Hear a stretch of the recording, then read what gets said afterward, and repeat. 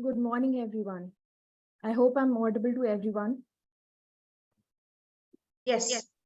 Yes, you are. We are thrilled to have you join us on this Sunday morning.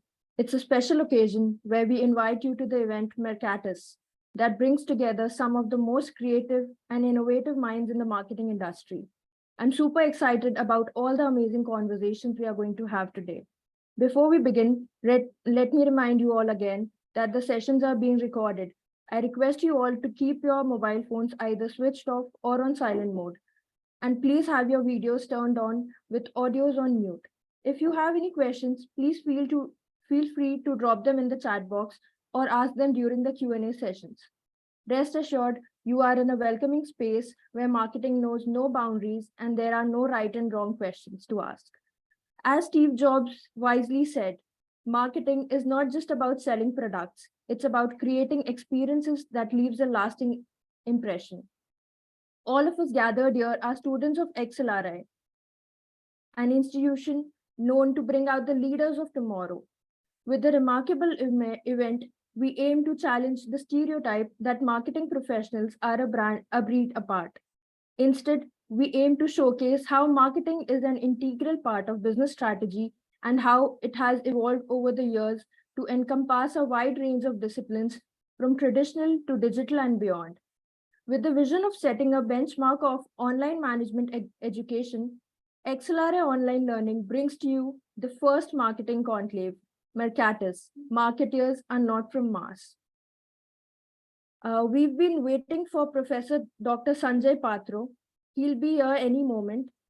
He will be giving the inaugural speech for the event Mercatus. Good morning, all. I'm there. I'm there for the last couple of minutes. Good morning, sir. Good morning, sir. Very good morning. Very good morning. I'm excited to see, all our actual participants organizing this Maxol, and the theme is marketers are not from Mars. When we say marketers are not from Mars, the completion of that sentence is salespeople are from Venus. Always there is a different in perspective between the marketers and the sales personnel. Marketers think from a broad point of view, macro environment, the global environment. They study the consumer behavior, they capture the consumer insights, and try to deploy them in the right products, right services, in the design of the products. Okay, and they measure the trends that are shaping our society, our economy. They have a view, what we call a helicopter view, or from a very wide angle. Whereas salespeople are, looking at one customer at a time, one territory, one kind of client, whether it's a B2B or B2C. It is more of micro aspects. Okay, so therefore, I'm happy that the Maxol team has chosen a very interesting theme. Marketers are from Mars. That will make you spend half an hour in the internet. You'll get to know what should be done to bridge this gap between the marketers and the salespeople. And especially in the current days, the digital era, the digital backbone has helped us to bridge that gap. Marketers are able to get to understand the behavior of the customers at a granular level, at a one-to-one level. And the same thing, salespeople, when they get to see when they're moving in the sales funnel, from talking about their product to generating an interest and getting a desire for acquiring the product to finally placement of the order, that data is getting captured on a real-time basis. Okay, so therefore, I'm happy to see that our young executives who are part of Maxol program, our students are have picked up a right theme, and we are living in very interesting times. Uh, there is disruptive innovation. There are so much of innovation happening around us. You can't escape the innovations.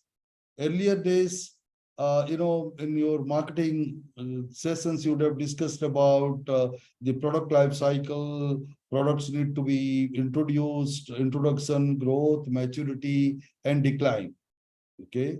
And marketers have to create so much of interest to attract the innovators. There are different adopter categories: innovator, early adopter, all those, and the laggards are the last.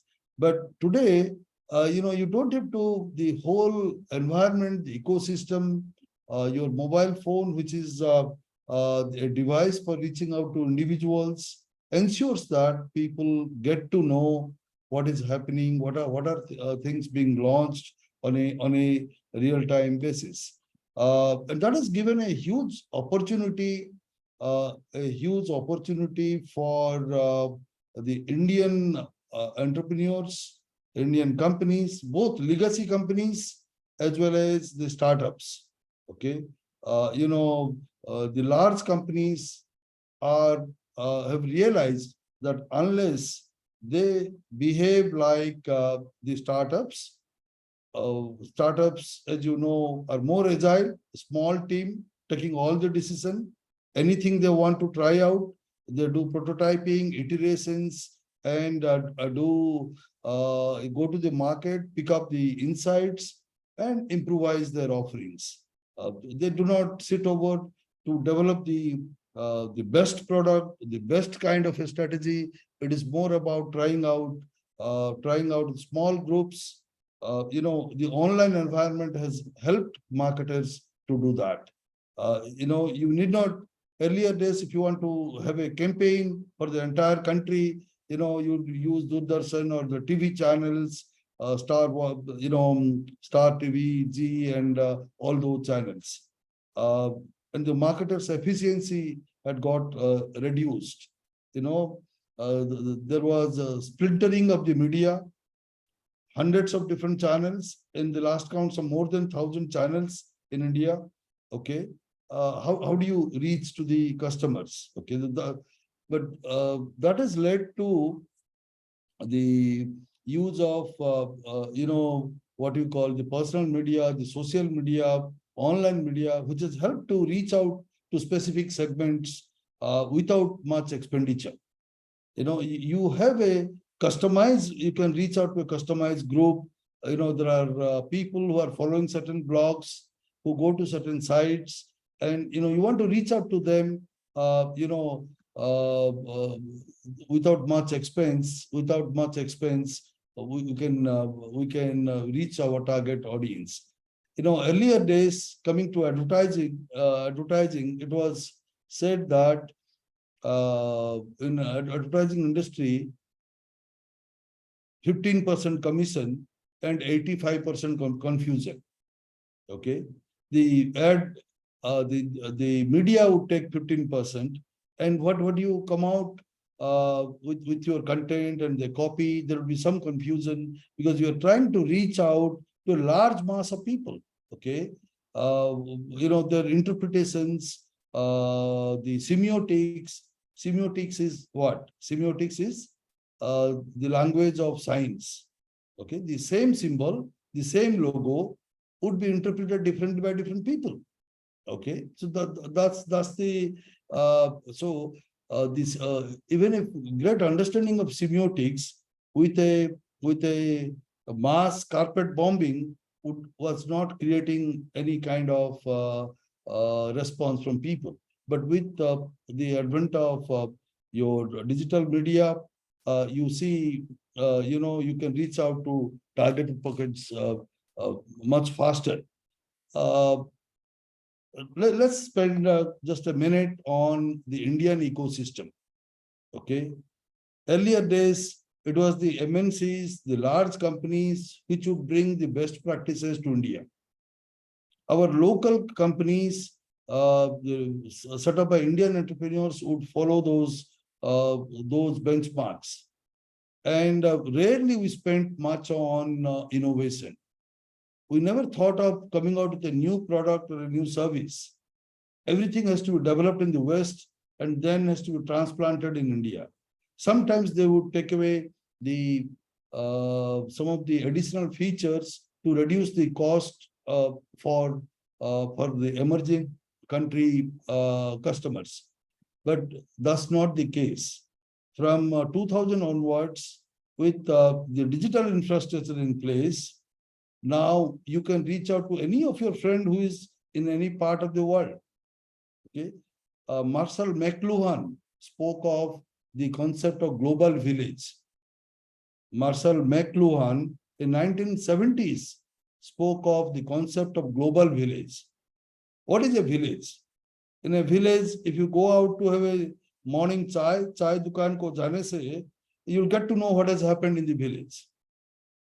Today, the world is a global village. You open your mobile phone, you switch on the TV, and what has happened, any part of the world, is before you. So that global village has become a reality. And with the online infrastructure in place, we do not have the disadvantage what was crippling an emerging country like India. Okay, you all would be knowing the case of the book World is Flat. Okay, World is Flat. That is, you have equal opportunity to reach out to any company in the world for knowing what interesting things they're doing, even for your job opportunities. It is the ability that counts. The location is not a constraint. Okay, so therefore our entrepreneurs today are not just thinking of capturing one part of a state or one region. Many of the especially the companies that are driven by internet, that are driven by the online by the power of internet, are trying to go beyond India. Okay, you have 98,000 startups, okay, 400 plus incubators in this country now, and 108 unicorns valued above $1 billion. See the opportunity. Okay, 98,000 startups. Okay, not that all are successful, but they have ventured into, they've taken the risk to come out with the appropriate solution. To come out with the appropriate solution for the customers. They are trying to deliver a great value equation to our customers. And these unicorns, these digital farms are not content to serve the metro customers or the large city customers. They are serving customers everywhere, all over the country, and they're going beyond. In India, as we say, 65% of the population are below 35 years of age. 65% of the population below 35 years of age. And the youngsters, the Generation Y and Generation G, okay, they think very differently. All of you, the Generation G born after 95. Generation Z. 95 is who are about the 20s, early 20s, 25, 26. All of you think very differently than your parents. You might have seen at home, your parents should be saying, we are getting this newspaper, why don't you spend 10 minutes? Yeah. But, when you get up from your bed and up in the morning, you have already got the alerts about what has happened in the world. Okay, so therefore, and these Indian companies are reaching out to the 4.2 billion middle class of the world. When Sundar Pichai talks about the next 100 million customers, we all talk about going to starting from all our e-commerce companies, Zomato, Swiggy, to Zomato, Swiggy, to the supermarket chains from the trend like Westside has come out with Judio for the mid segment, lower segment. Westside is little for the upmarket. You have I'm seeing the mix of the companies that you have chosen and the head of marketing, the people in charge of marketing, the vice presidents, the CMOs who have agreed to come and share their insights with all of you. Deserve deserve our deserve kudos from each one of us. So on a Sunday morning, they're excited to share their stories, their insights with the budding young talent of Xlri. And when let me just say a few words. Before that, I welcome all our panel members, my colleagues who are moderators, Professor Prasad, Professor Basant, Professor Sanjeev, and the panelists, Mr. Mayank Jha, Rohit, and Aradhika, Ganguly, Davarsi, Mayank, Arpan, and Ranjit, Vinamra, Saurabh, and Anuradha for their willing to share their expertise, insights with us. Xlri, in your logo, you put, we are celebrating Platinum Jubilee, 75 years of Xlri. Okay. The actual celebrations would start from October 11th of 2023 and would continue till October 10th of 24. And a line of events, huge events have been planned for this year. And that's about the institute which was set up in 1949 within years of India attaining independence to professionalize the Indian corporates and the Indian industry. Now, a little bit about marketing. Xlri, we have a team of about 15 faculty members now, and we have 40. The innovation that Xlri gave to the world is Maxi Fair. Maxi is Marketing Association of Xlri, and it has given a fair, what we call a unique market research method to get the insights from the customers. This was started 43 years back. The 6 months, January, we hosted the 43rd Maxi Fair, this January 2023.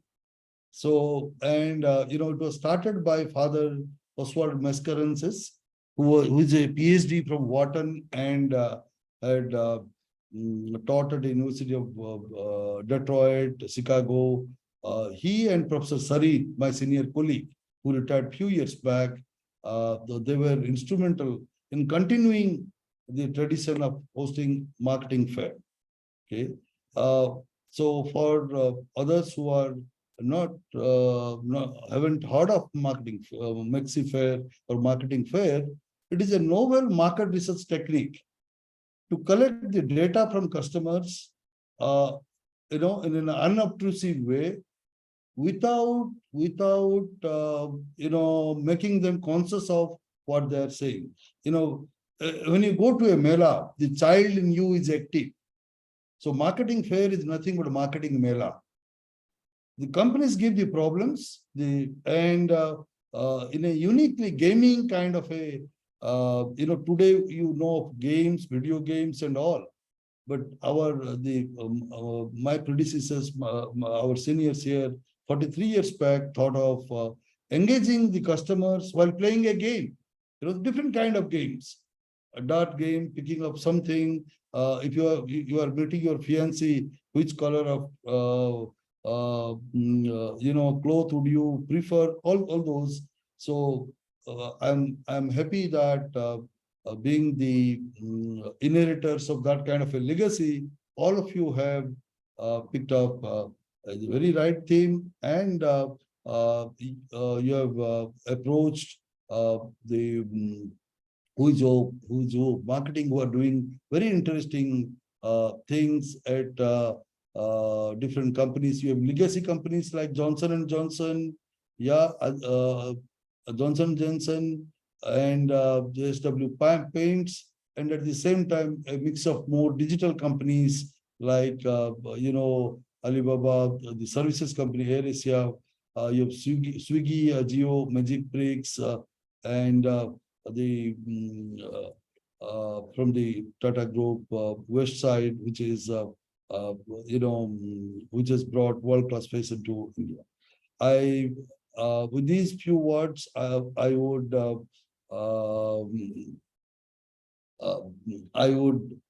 explore all of you to raise right kind of questions with all our experts and make the most of this half a day program, which will continue till 1:30 or 2 to maximize your learning.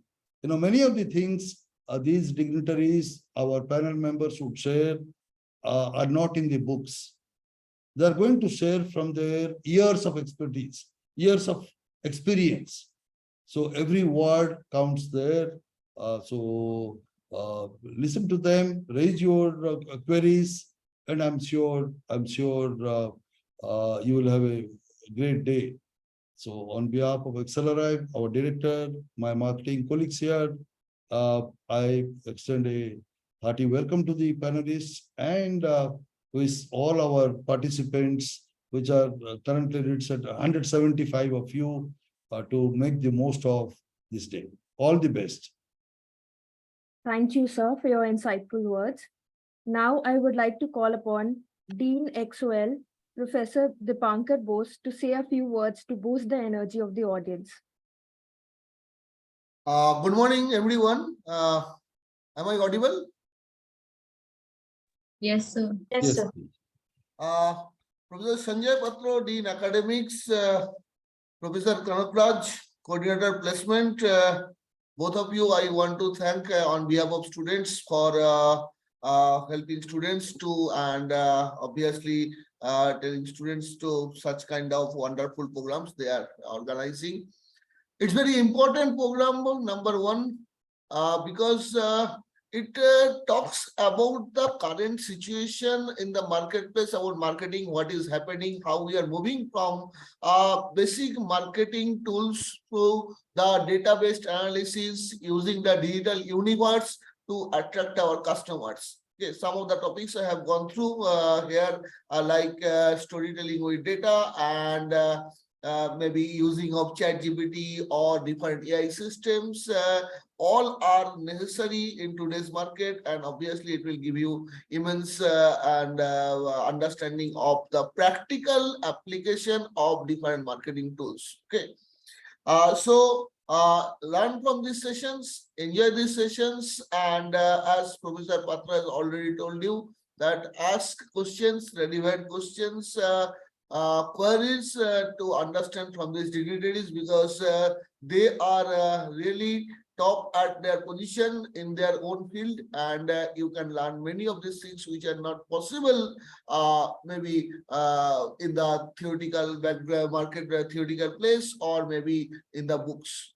Okay, so with this I also want to thank you for this marketing Excel team for organizing this event, and I can see many of the first batch, second batch students are also present here, and I want to make it that sure that we should organize similar kind of programs every time, or maybe at least one such program during every term. Okay. So with this, I want to thank you once again, and I think that the time has come to join for the first round. Okay, thanks. Thank you, sir. Now I would like to call up my dear friend and my co-host Abhishek to shed some light on the discussion for the first session. Thank you, Shreya. Marketing. Marketing is where creativity creates magic, so let's create some magic. Revolution in marketing, which is an experience for digital generation. In the age of technology and digital revolution, marketing has undergone a significant transformation. Traditional methods are no longer enough to captivate the digital generation. Marketers are now focusing on providing immersive and personalized experience to engage with their audiences. With the rise of virtual reality, augmented reality, and interactive contents, brands can create memorable moments that resonate with customers. These experiences enable businesses to connect on a deeper level, fostering loyalty and driving sales. From virtual product demos to personalized social media campaigns, the digital generation craves for authenticity and engagement. By embracing innovative technology, marketeers are revolutionizing their strategies and can try to capture the attention of digi-savvy audience. We have with us Mr. Mayank Jha, who is the head of digital commerce at Westside Trends Limited. With a diverse background in digital commerce, fashion retail, and FMGC, Mr. Mayank Jha has excelled in delivering profitable unit economics over the past 10 years of his career. He has demonstrated his expertise in cost-cutting strategies, procurement, logistics, driving revenue and profitability, while also working with esteemed organizations such as the Tata Trust. Mr. Jha's strategic acumen ensures that the product meets its margin and profit goals, while his innovative approach has led to new product ideas and successful market share expansion. He also holds a business management degree in finance and marketing from Xlri Jamshedpur, while having graduated from BITS Pilani. We also have another panelist member who would be joining us soon. He is not able to join us due to technical issues, but I'll request Shreya to introduce him to us as soon as he joins. As a moderator, for this session, we have Professor Prashant Kumar. Professor Prashant Kumar is an assistant professor at Xlri Jamshedpur. He holds a doctorate degree at National Institute of Industrial Engineering, NTIIE, Mumbai. With an extensive experience in teaching marketing and research courses at renowned business schools in India, Mexico, Thailand, and UAE, he is actively involved in training executives from the diverse industries from Xlri Jamshedpur. His research interest spans in luxury consumptions, green marketing, and key account management, with publications in international journalists and presentations and conferences across Asia and Europe.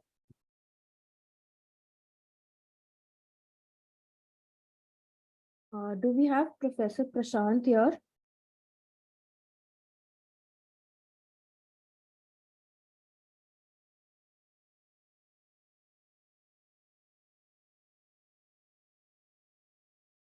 He will be joining soon as well. Due to some technical glitches, he will be here any minute.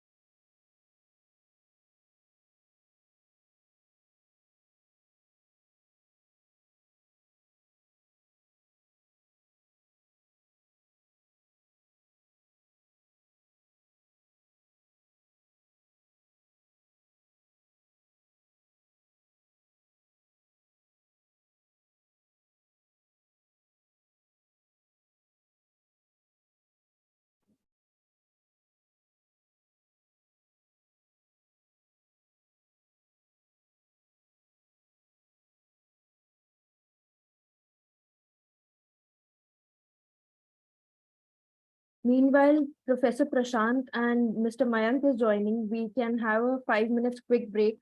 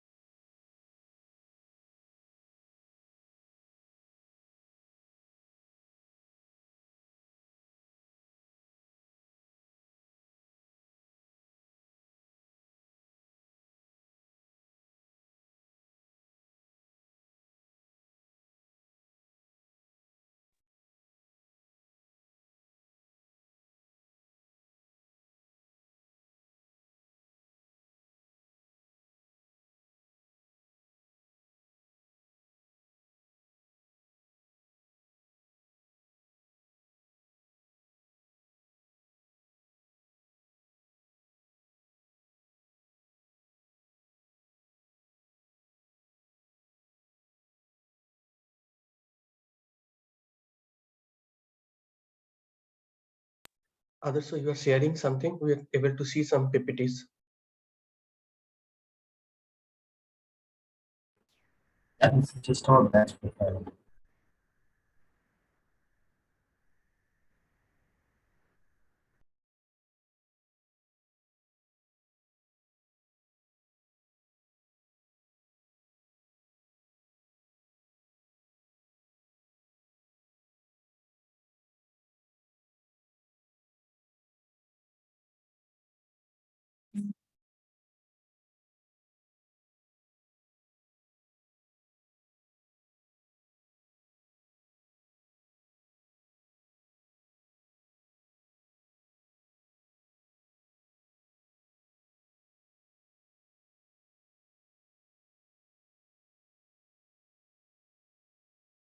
While Mr. Mayank is joining, I would like Professor Prashant to share some insights on the first topic, which is revolutionizing marketing.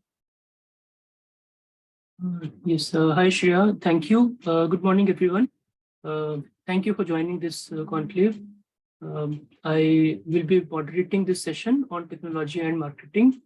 So as you are aware that technology is helping a lot for decades to business, and it has become one with the marketing, and that is how the future is going to be.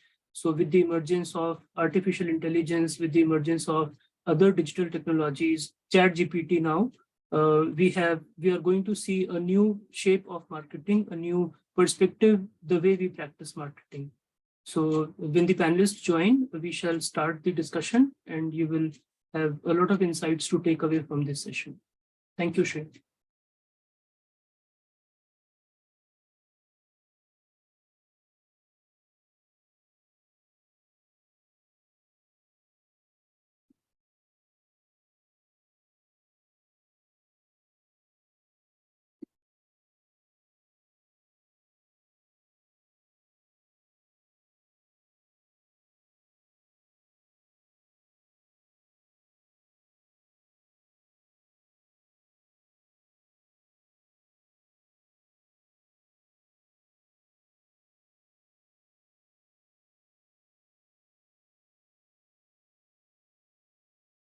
We already have our first panelist, Mr. Mayank Jha.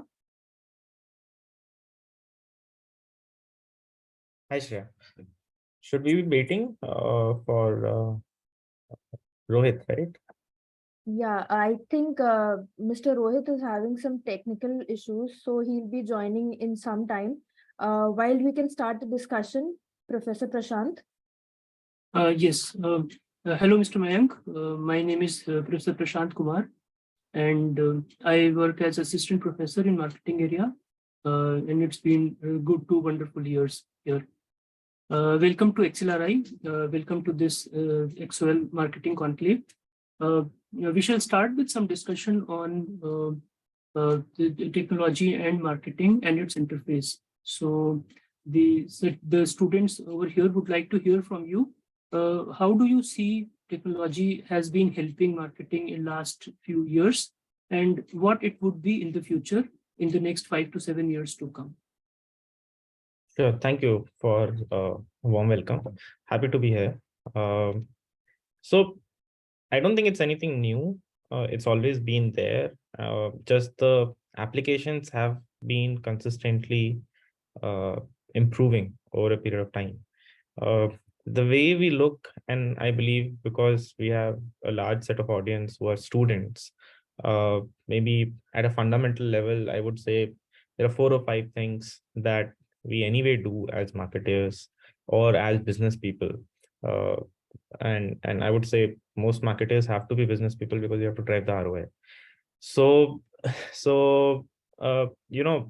content has always been there. It is still there. What has changed in content is, let's say, earlier, your main focus would be on exposure, that your content should reach maximum people, so newspapers, TVs, and all of that. But now that has shifted to engagement. So even if you have a good database of content and a good set of all the basics sorted at your brand communication level, but if you're not engaging with the customer, if the customer is not responding back to you, if your content is not clicking with him in all those micro moments, you will be losing out on the game of content. So tech, through many tools of automations, personalization, is helping become relevant in all those micro moments. Similarly, on another bit, I would say another stream rather, which has gotten impacted, is the whole field of data and analytics, where many years ago we had more or less a view of only a transaction level understanding of the customer. But today, it's a much more holistic view. You add the locational understanding of the customer because you know the GPS location. You add the social media understanding, so you have a certain level of social understanding of the customer, and you also add the behavioral understanding, which is where a little bit of AI ML also comes into play, because the more data you feed in, the better predictive behaviors will be able to generate on that front. So other bit I would say is tech has enabled marketing to transform from a very function specific role, which is, okay, what's the marketing team doing, to more or less an organizational role wherein each department needs to know what they need to do. For example, in an online transaction, let's say on e-commerce, which is what I handle, it's not just how good a campaign we run, but it's also about, is the refund processed on time? Now, refund will be processed by the finance team, but the finance team also impacts the customer experience and the customer engagement. And while there will be someone in the customer service team, in the business team responsible for delivering it, but the finance folks doing the refunds need to have access. So again, tech comes into play. They need to have the right data in real time. Tech comes into play. And if they don't do their job well, no matter how well we run the other campaigns, the customer will face a little bit of friction in how they transact with us. And lastly, I would say there are a lot of platforms coming up. So you can have a very good unified view of a customer, and that helps a lot rather than having just a transaction specific or a function specific view. And there are many of them right now. In fact, that space is quite competitive right now because no monopoly has emerged yet. So those are the 4 areas I would say that tech is impacting marketing. Nothing new, but it's just becoming better and better. Interestingly, you started with content, and that is one challenge that a lot of companies face. So what is the right content? What is the right time to deliver the content? What should be new in the content that engages customers? So how do you handle these challenges with the help of technology? Yeah. So when I say content, let's take an example. In a traditional way, if you have an insight, you convert it into a storyline that delivers your product promise, and thereafter the brand promise, convert it into a communication plan, and it will have multiple strands to it. And then finally the ad goes out. There is a call to action in some way. People get aware, they come back to the stores or wherever they have to shop. So the whole gestation period, normally in my experience, has always been in months. And when we used to do it many years ago, it could easily be 6 to 12 months. At the minimum 6 months from the time the insight comes to the time the communication goes out to the customer. But today, the tech and the automation side of the tech has enabled to crunch all of this into 2 to 4 weeks. So you can run multiple experiments at the same time. I'm sure a lot of students would have read about A/B testing, and that's one way of application. But even if you take, let's say, Google Analytics, you can have multiple ad groups, multiple campaigns, and targeting different hypotheses, and you can see which one is working, which one is not working. And then that happens in a very shorter period of time. And so that's one side of it. Second side of it is personalization, whether it is on any social handle or whether it is on any of the company assets. It could be the customer care number, email, or any other way that the customer may walk into the store. So at all these levels, the engagement happens then and there. So what content are you showing him across channels, across your assets, and what kind of conversations that leads to will eventually lead to some sort of an engagement physically or virtually. So you need to take complete control of it. And these are changes which only have happened because of technology, as it has enabled much more diverse engagement with customer anytime, anywhere. So what we call is micro moments. So it's moved away from a 6-month traditional approach to then and there. And then and there, anything can happen. So you have to be ready with all the tools at your hands. Thank you for elaborating that. So we see that now the KPI, okay, ultimately the KPIs are the same. It's the sales, the numbers that has to generate. Or are you practicing some new in creative KPIs? And then second part of the question is that the online campaigns have an effect on offline sales. So it's not only online sales.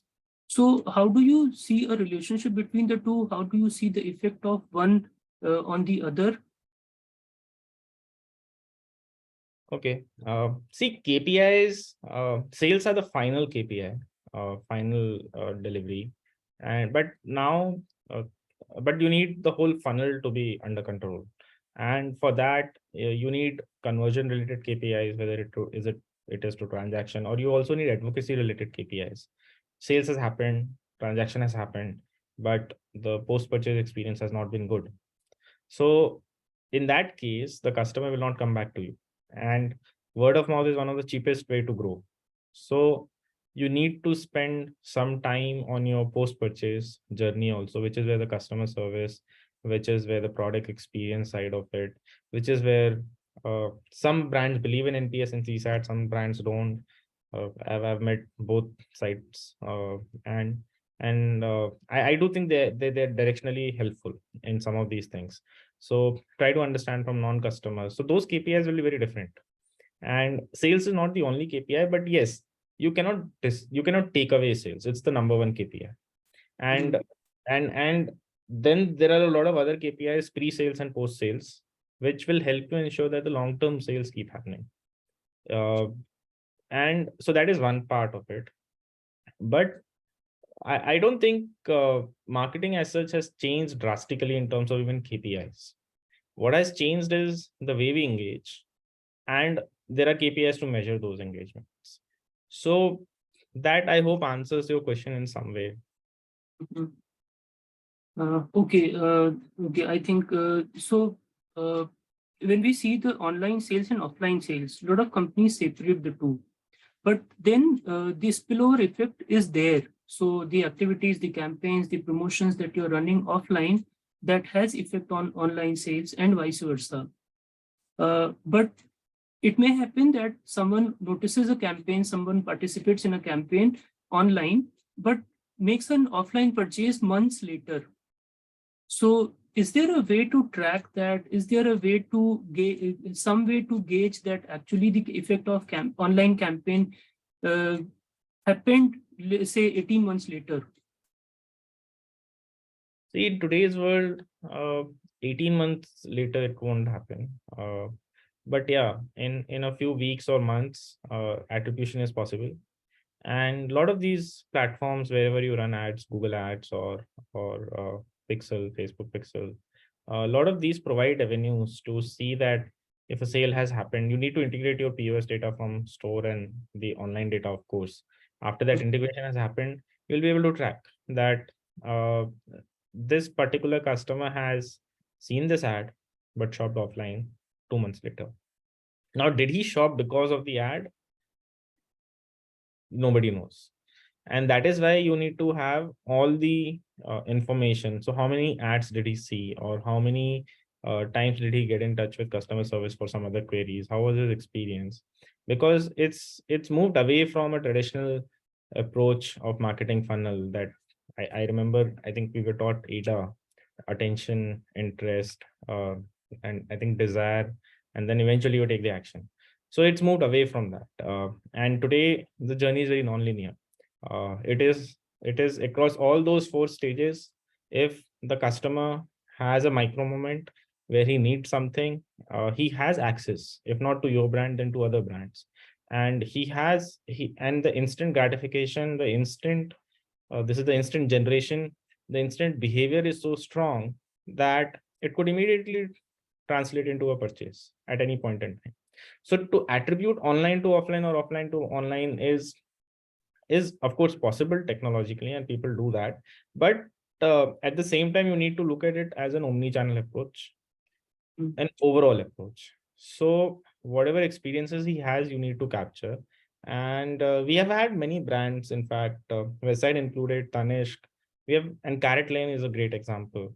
A lot of these brands have done some fabulous work in converting the online mindshare into offline transactions, whether in store or even at their homes.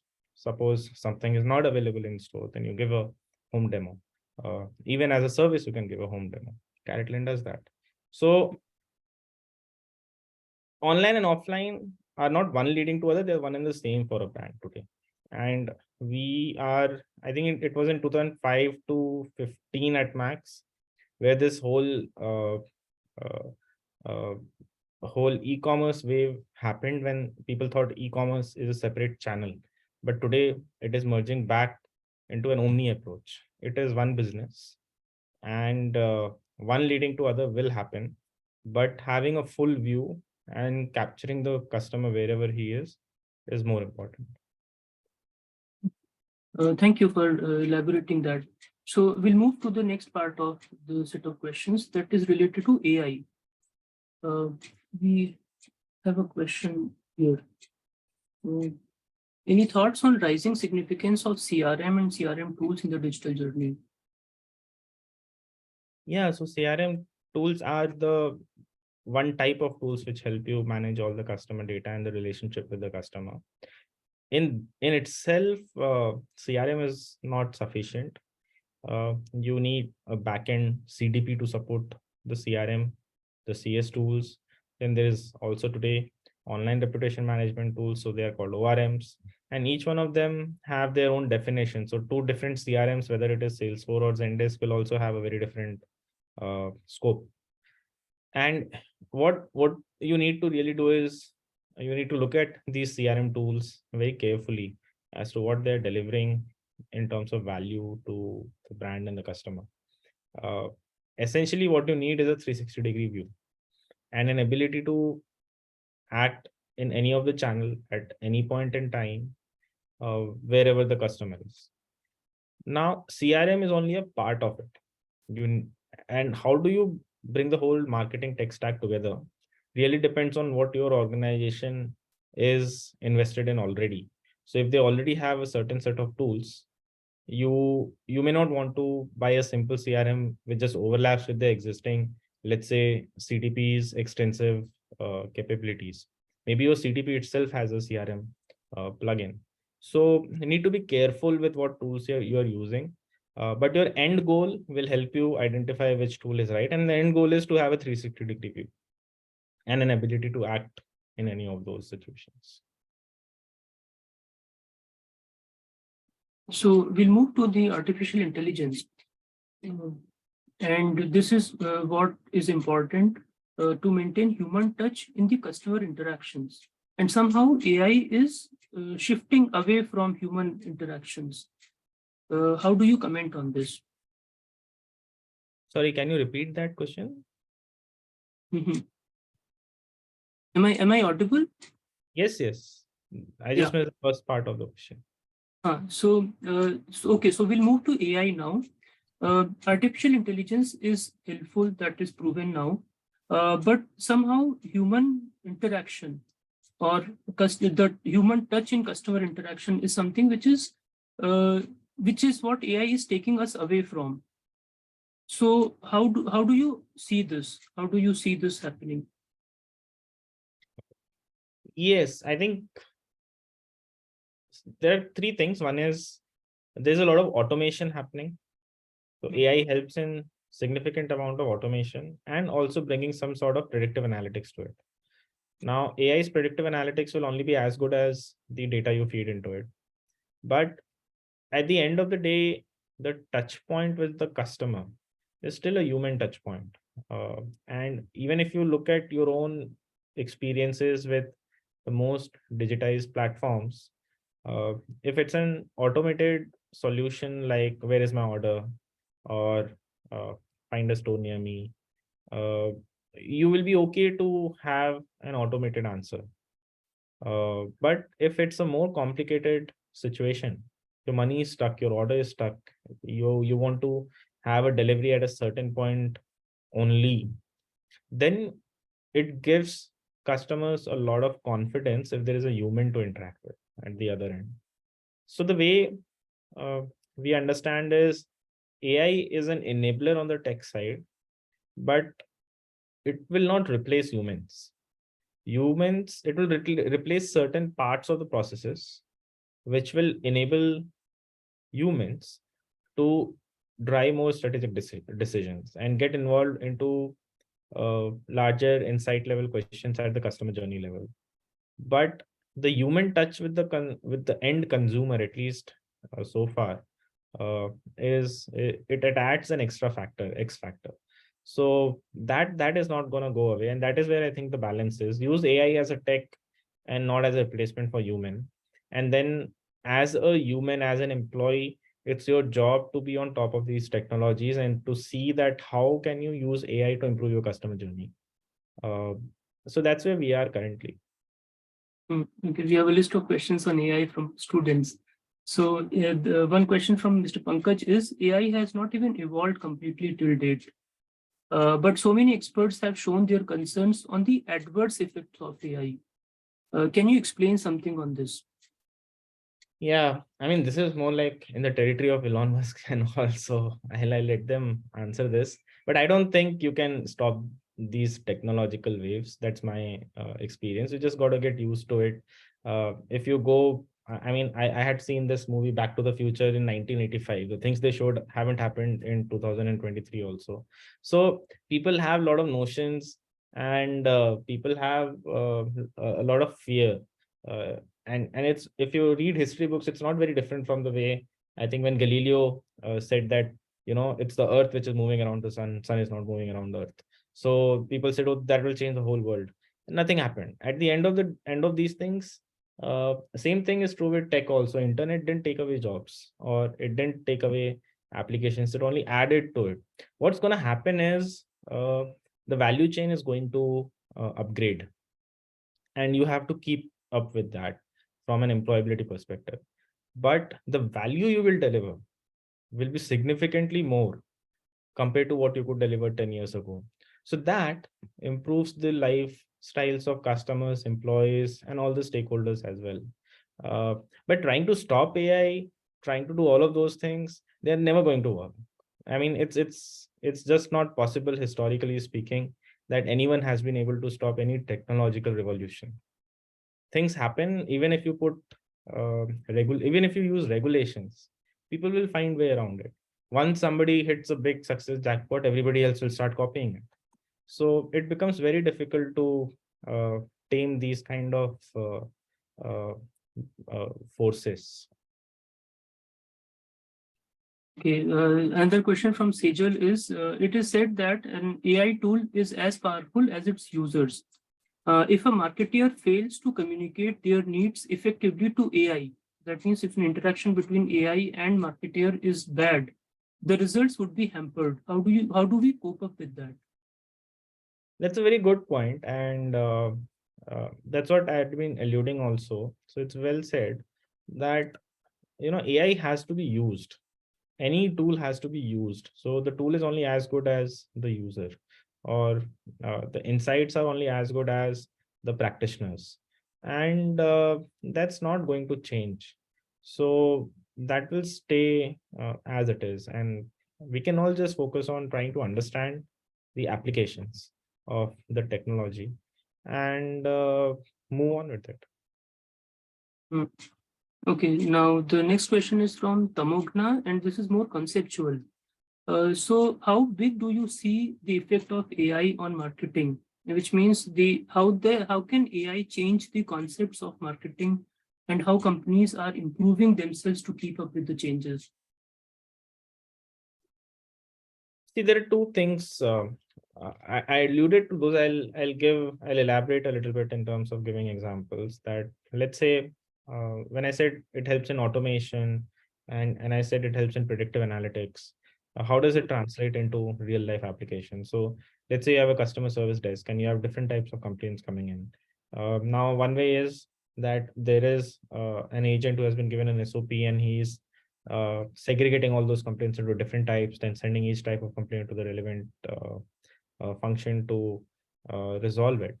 But in last 1 year, what we came up with was, and there are many tools doing this now. Freshdesk is doing this, Zendesk is doing this.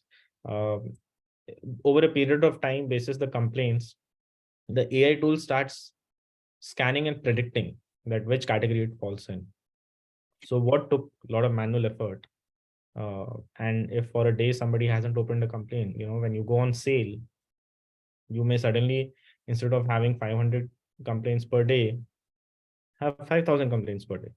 Now, that has labor cost implications, that has service level implications for customer also, and it stretches the entire system. But with the AI tool now, almost 80% of the complaints get automatically tagged that, okay, this is X type of complaint. So what was taking us 1 day is instant now. And by instant, I mean it takes around 2 minutes for it to scan and do it. So within 2 minutes, it gets allocated to the right person. So we've saved on that 1 day. Now, what is this? This is an AI sort of a situation where the AI, and it's a bit of machine learning actually. So it learns on the go. So the more complaints it gets, the better its prediction becomes. And the predictive part of it is what helps us drive this application. So these kind of applications can then happen on the front end also. Let's say when you are engaging with a customer on a Facebook or Insta, you will see a lot of brands give a lot of templated messages.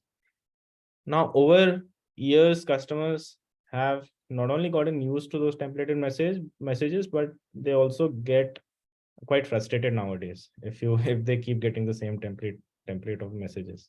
So how to nuance those messages? One way is you put people on it and they start doing it. A lot of brands do it today. But at the same time, the AI and some of these answers, the ChatGPT is able to give very well when you interact with ChatGPT in different situations. They can contextualize the message and make it more personal.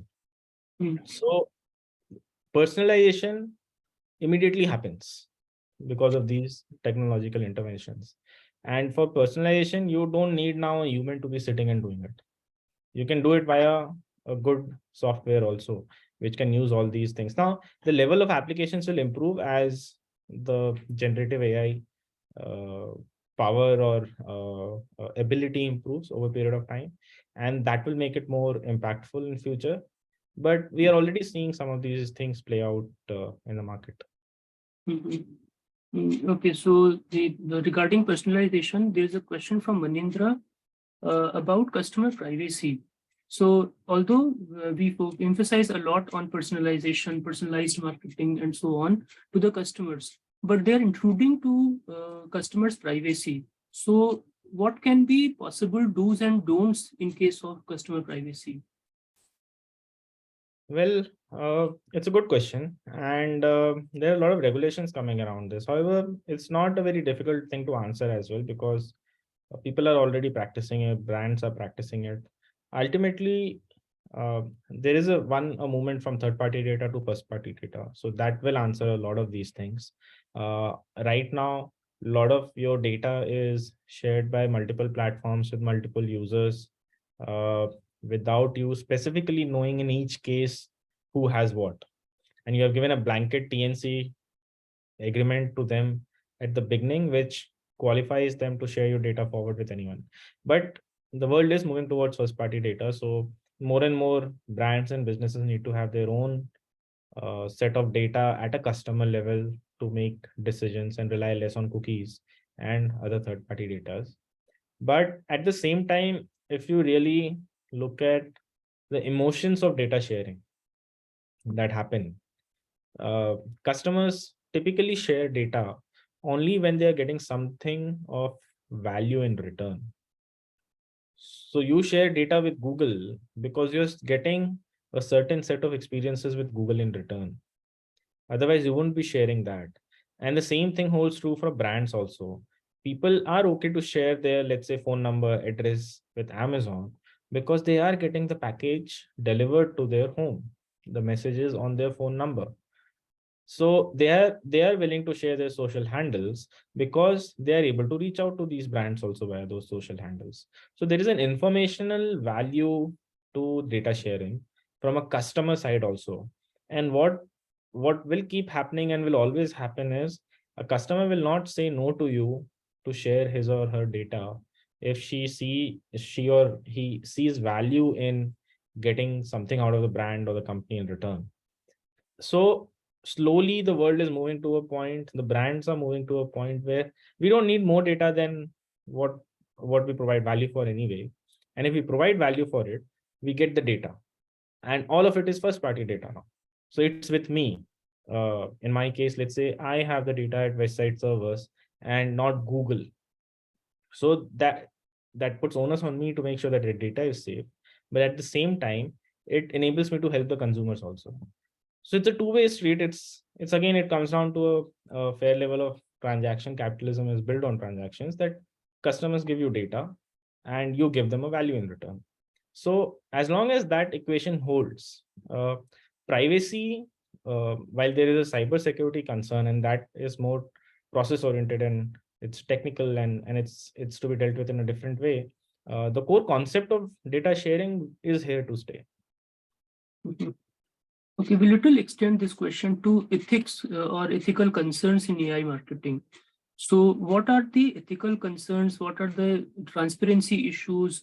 Fine, data privacy is one, but then data transparency is another, and then followed by ethical concerns. Can you elaborate something on that, please? So, on transparency front, the interpretation is a difficult aspect of it. But if you're taking an agreement upfront, and if you're giving customers an ability to hold back some data or share more of data, a lot of these guys, Google, Facebook, have already started doing it. In their data consoles, you can hold back a lot of data even after having agreed to the terms and conditions. So as long as you give the customers a freedom to change what they have agreed to at one point in time, I would say the brands and businesses are being ethical. Now, if they don't, and if they are not clear with what they are going to use this data for, that's definitely unethical. But the GDPR rules are coming in place. World is becoming more and more sensitive around these topics. Customers are appreciating brands which give them the confidence. The latest, or around 6 months ago, the round of Apple ads which were built around privacy, and there's still some of them going around, quite nicely feed into those emotions. And the way the world is moving, brands will have no choice but to be very transparent and very ethical, and also give customer all the flexibility in the way they are dealing with all the data that they have. Okay, we'll slightly go back to the discussion where we started from regarding the online campaigns. So we would like to understand if in your experience, it has ever happened that marketing campaigns have helped you into product development and especially or product modification, especially when you see a product is not performing well. Yes, all the time. In fact, in fashion, one of the interesting things is we keep looking at search trends to see what's happening new. And fashion, in a sense, is a very, we don't go and ask customer what do you want to buy. It's like it's the same thing like the Apple folks said. If you ask, or the Henry Ford said, if at that point in time he asked customers what is the best mode of transport that you would want to have, they would have said faster horses. So fashion is very similar because customers don't know what's going to come in the trend 6 months from now. But when they see it on the floor, they know that I like this. Now, if you wait for that moment or for that feedback from FGDs or surveys to get back to know from customers that, okay, what do you like, you're already behind the trend.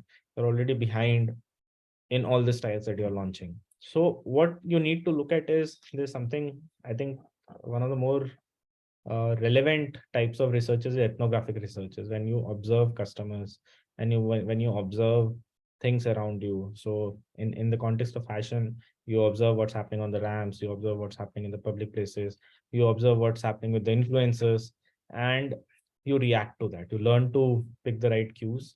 The designers, the buyers, they do it day in and day out, and then they launch styles which are uh, uh, by the time they hit the floor, they are on the trend or just ahead of the trend.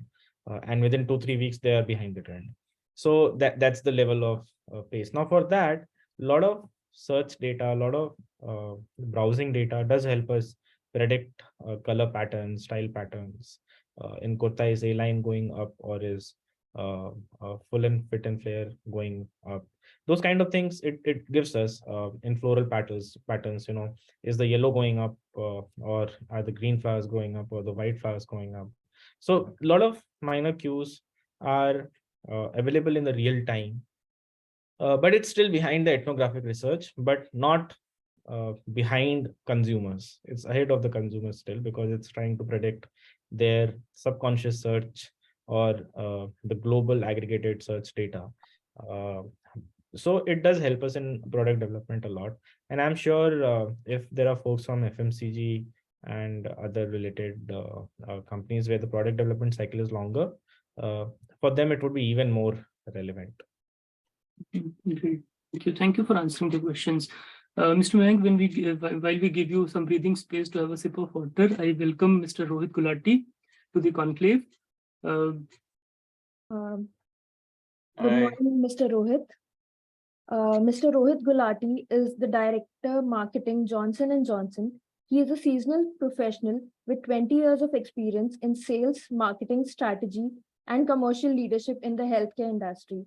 Specializing in pharmaceuticals and medical devices, his expertise spans multi-therapy areas, including orthopedics, ophthalmology, infusion therapy, and endoscopy across India and subcontinent. Currently serving as the Director of Marketing for Johnson & Johnson Surgical India.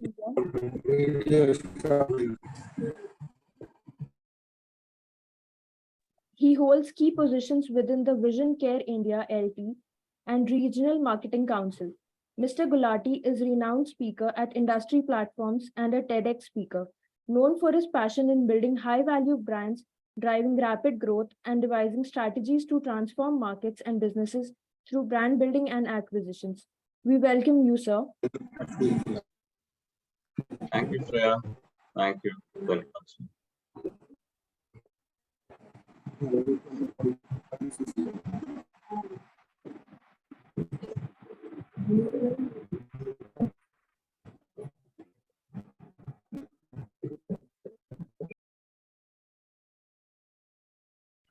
Yes. Hello, Mr. Rohit Gulati. My name is Professor Prashant Kumar, and I work as assistant professor at Xlri Jamshedpur in marketing area, and I'm here to facilitate this session. Thank you for joining us. Thank you for joining Xlri Marketing Conclave. So we have students. Thank you, here. Prashant, for calling me and having me here. Thank you. Our pleasure, sir. Our pleasure. So with Mr. Mayank, we have been talking about marketing and technology and the marriage between the two, and how good the marriage is going. So as we know that it's not a new thing. Technology has been helping marketing a lot, and it has been there. But with AI, there's a lot of anxiety, there's a lot of uncertainty, and a lot of us believe that AI has not even evolved, and it is already creating a lot of trouble for us. So how prepared are we to move ahead in the future? How prepared are we to safeguard our business interest and especially the marketing interest, so that we are able to utilize AI rather than AI utilizing us? So the floor is yours if you would like to share with us your thoughts on this. Yeah. Obviously, there's a lot of stuff going on the AI front today. If you see the amount of news coming from a generative AI chatbots perspective, and amount of precedence on how life will change after AI, and companies are going to use AI. I think the overall sentiment in the Indian industry is very high currently on AI. Now, I will talk a little bit about healthcare here, because healthcare is one domain where AI has taken, a swing very, very early. So I would not say that, other industries, AI, I'm very sure there are some use cases developing now on various fronts. But I think in healthcare, it has been there for quite some time. And one of the things which has been there for quite some time is the AI assisted robots. So I hope all of you are aware about robotic surgery today, right? A lot of surgeries today, if you go inside the operating room, especially complex surgeries, are done by robots today. And these are AI assisted robots. So this has been there. And it is very surprising if you see the amount of robotic surgeries is rising very, very rapidly in India. So the surgeons are using AI technology in robotics to hone their surgery skills. It's not that the surgeons will get replaced, right? But their outcomes will get increased, right? So smart surgeons are using these technologies. And in the last, there have been many companies. I can talk about those companies which have already deployed their robots inside the operation theater.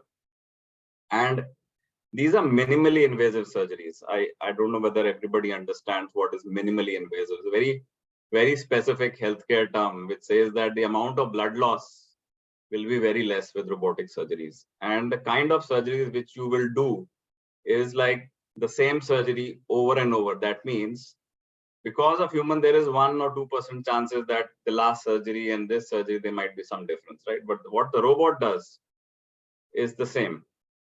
So it's replaceable, right? It's exactly the same as the last time. So that's the advantage of a robotic surgery, right? That the amount of blood loss is less, and you do the same kind of surgery over and over again, right? And the surgeon is very happy today because the time of surgery time is also getting reduced. And this is one area which is robotic surgery. Clinical diagnosis. Now, there are many use cases. I think some of you must have seen about the early clinical diagnosis which can be done, and machine learning tools are getting trained on, the radiology settings which we get from radiologists. A lot of work has been done, especially in the area of breast cancer, right? So cancer area at large and breast cancer in niche, a lot of work has been done. So I would say that there is a lot of work already done in healthcare from an AI perspective, right? So I think the other industries probably are looking at this from a very different angle, but I think healthcare has been leading. And I would also share the fact that healthcare is going to be the biggest outcome deriver of AI in technology, because this is going to help in increasing the outcomes of care of delivery in the near future. So we are going to benefit a lot, right? I talked about two major cases, which is diagnosis as well as robotics. There are many others. Right? But this is just the beginning. Yeah, great. Thank you for for sharing with us that. So, what are the challenges that you see that is going to come? Because what we see in, especially in terms of medical practices, it's a very rosy picture, and which is the reality. But everything has a darker side as well. So, what challenges do you see in the future? See, as I mentioned, from a diagnosis perspective, AI is getting a lot of use cases in healthcare, but the machine needs to be trained, right? And every human body and every case is different, right? So that's the challenge, that there are many cases coming up, but the surgeons are still not very sure when AI gets used, right? Because it's all about the amount of cases that the AI looks at, the amount of machine learning that it does over a period of time, right? So the more it trains, the more it gets better. So that is one deeper aspect of AI, that you will get better the more you see the kind of cases, the more varied cases which come, the more you'll be able to diagnose. Treatment is a far dream. That's the second issue, right? You are diagnosing it, but how do you treat a patient? Can AI help us in the treatment perspective, right? Right. So can it connect the dots? Can it look at data? And in India, the problem in India is that electronic healthcare records or electronic medical records are not there with hospitals, right? So for example, sir, if you go there to a hospital, when did you last receive a problem in that hospital, and are your records there with the hospital? Can the treating doctor connect the dots and say, okay, you had come in the last time, you were having a flu, today you have come with this problem, can I connect the dots? Right. So I think that we need more data in healthcare, and electronic medical records have to be more robust in India. For AI to be successful, obviously, the big data, the amount of data which we have in healthcare, as well as more number of cases. Every human being is different, right? And the amount of cases which come to a hospital are very different from the other. So I think that's a big challenge. It will take some time from that point for us to advance. But yes, we are making good progress from a diagnosis front. And so that connecting healthcare data becomes very, very critical aspect of AI in healthcare to actually jump to the next level. See, it's going to be a what is actually said is going to be a $20-25 billion industry by 2025, right? Again, that's a rosy picture, as you rightly said, right? We are seeing some winds in that direction, but and you can see a lot of stuff on the ground as well. So we can see obviously operation theaters using AI now, and companies coming up with AI solutions. A lot of, if you see even globally in the number of startups in India, today 60% of the startups in India are focusing only on AI driven technologies, right? So that itself can show the future, right? That AI is going to be there, but as you rightly said, it's a rosy picture. We need some more data to connect the dots. Okay, maybe the last point from me, then we'll take questions from the participants. How is it changing the business models? How is AI changing business models in the industry? See, the business models, if you see digital, I'll start from digital and go to AI, because that's the right way to go. In healthcare was a laggard in digital, so as the other industries has moved forward, it was only in the COVID time that digital actually took off for the healthcare industry. What was supposed to happen in the next 10 years had happened in COVID time in 2 to 3 years time in healthcare. With telemedicine, all of you are aware about telemedicine. The way hospitals started using telemedicine was never there, right? It went up to 20% of the revenue of the hospital. Today, it's one of the major drivers for a hospital today. Any hospital, any big hospital. Right, so that digital marketing and the digital pull has started to happen in healthcare now, right? How is AI going to integrate with a particular hospital? There are a lot of things, right? Say something called as, the HR, the IT infrastructure of a hospital, right? Now it's a complex thing to understand because not every hospital today is very strong in IT infrastructure, right? So that needs to develop. So we need some kind of infrastructure going ahead from both sides. For instruments to talk to each other and to use IT systems of a hospital, you need the IT structure to be very, very strong, right? So that's one of the starting points of AI, right?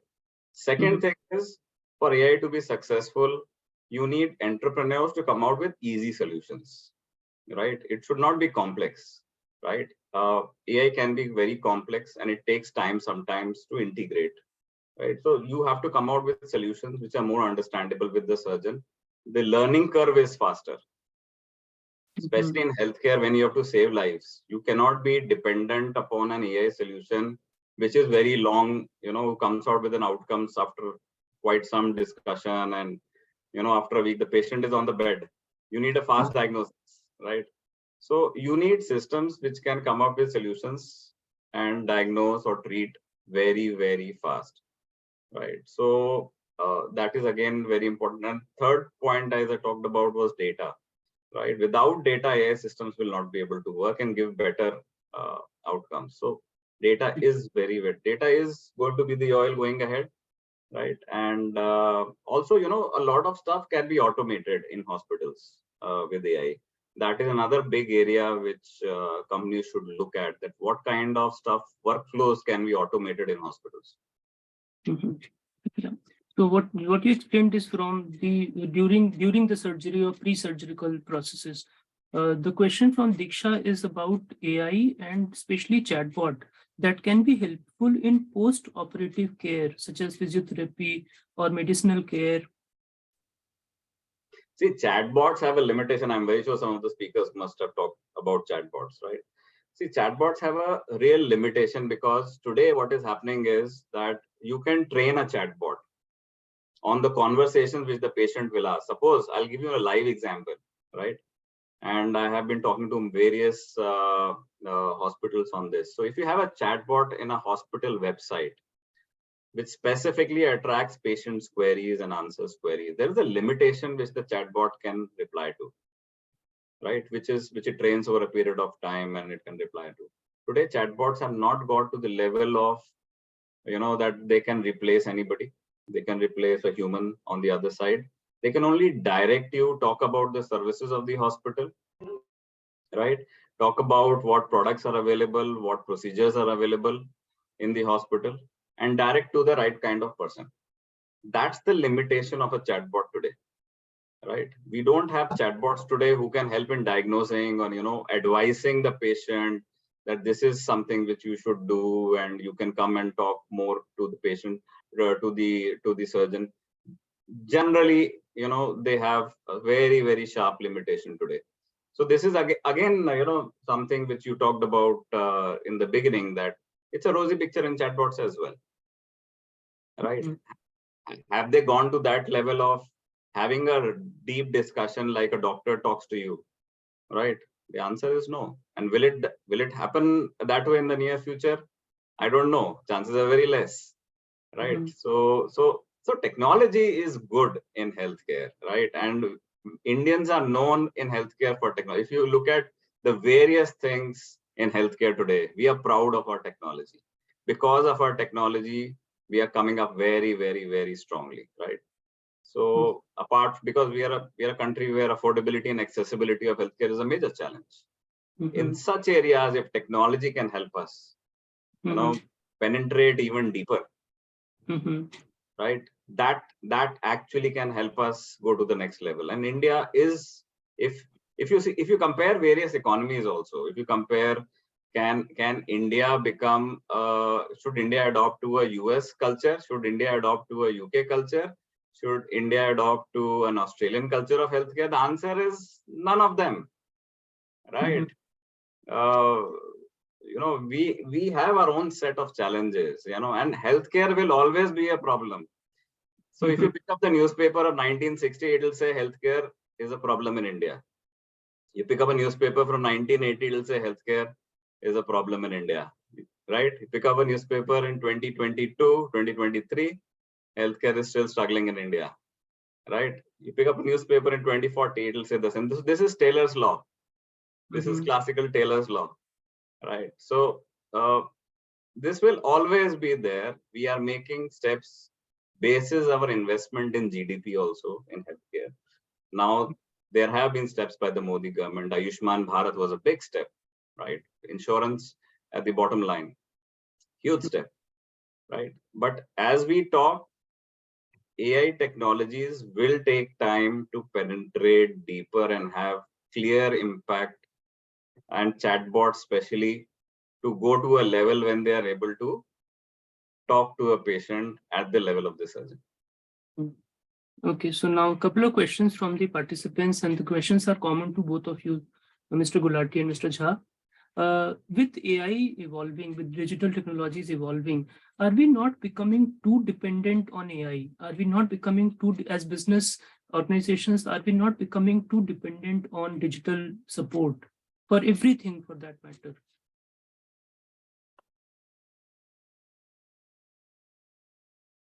You want to go first, Mayank? Yeah, sure.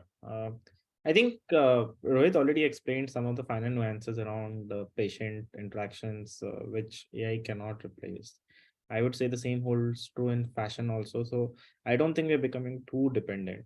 When you walk into a store at the 10 years ago, the look and feel of the store, the look and feel of the product, the fabric, the quality, all those things were important. If anything, they are only becoming more and more important with all the discussions around sustainability, for example, coming in.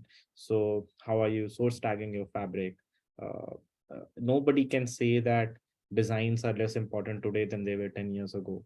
And when a customer is walking into a fashion store, or even we are selling a food product, which was something I did earlier, they're looking still into those same markers.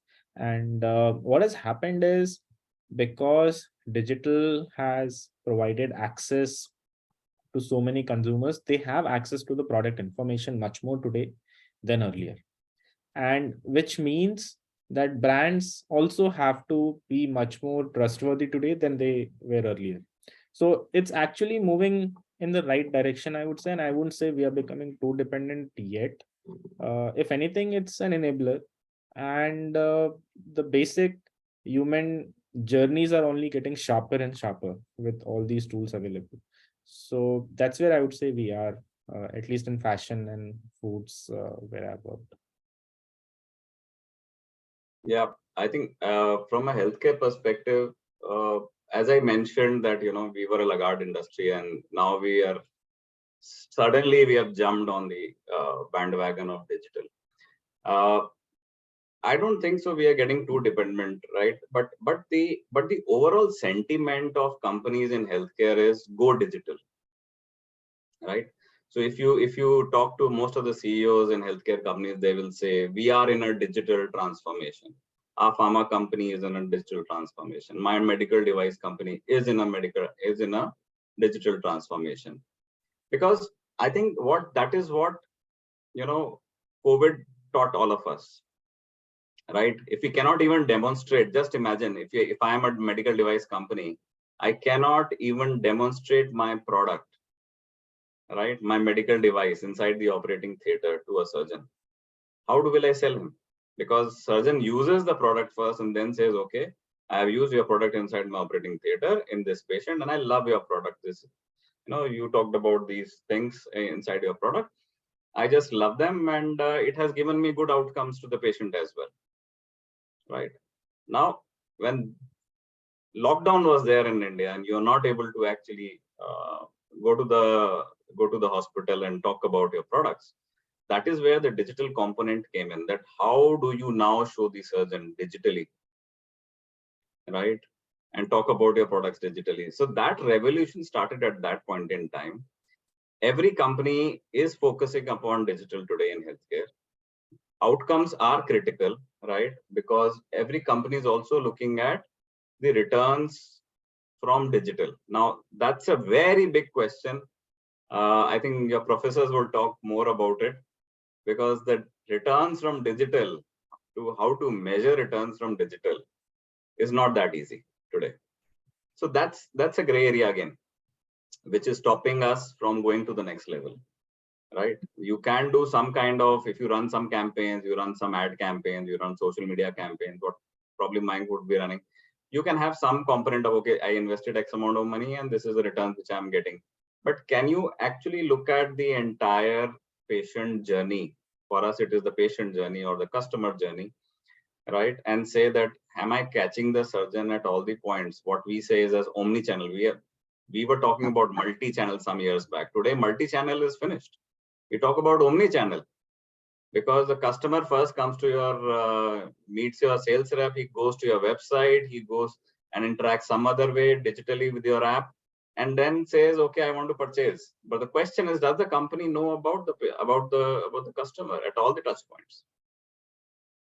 Right. So we are in that world where it is very critical, because the customer itself is changing. Right. So you need to be there, because customer itself has changed, the customer persona has changed. Right. Is it difficult? Yes, it is very difficult today to design processes so that you are able to know exactly where the customer is, what the customer is talking at each touch points. So that hyper personalization is there. The word is hyper personalization.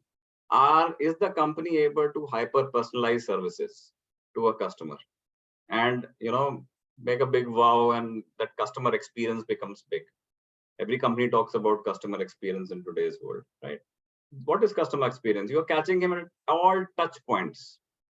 You're giving him the same kind of experience at all touch points, at all omni-channel touch points, right? So I think, to your question, to sum it up, I think we are moving ahead. Challenges are there, but are we going to be dependent?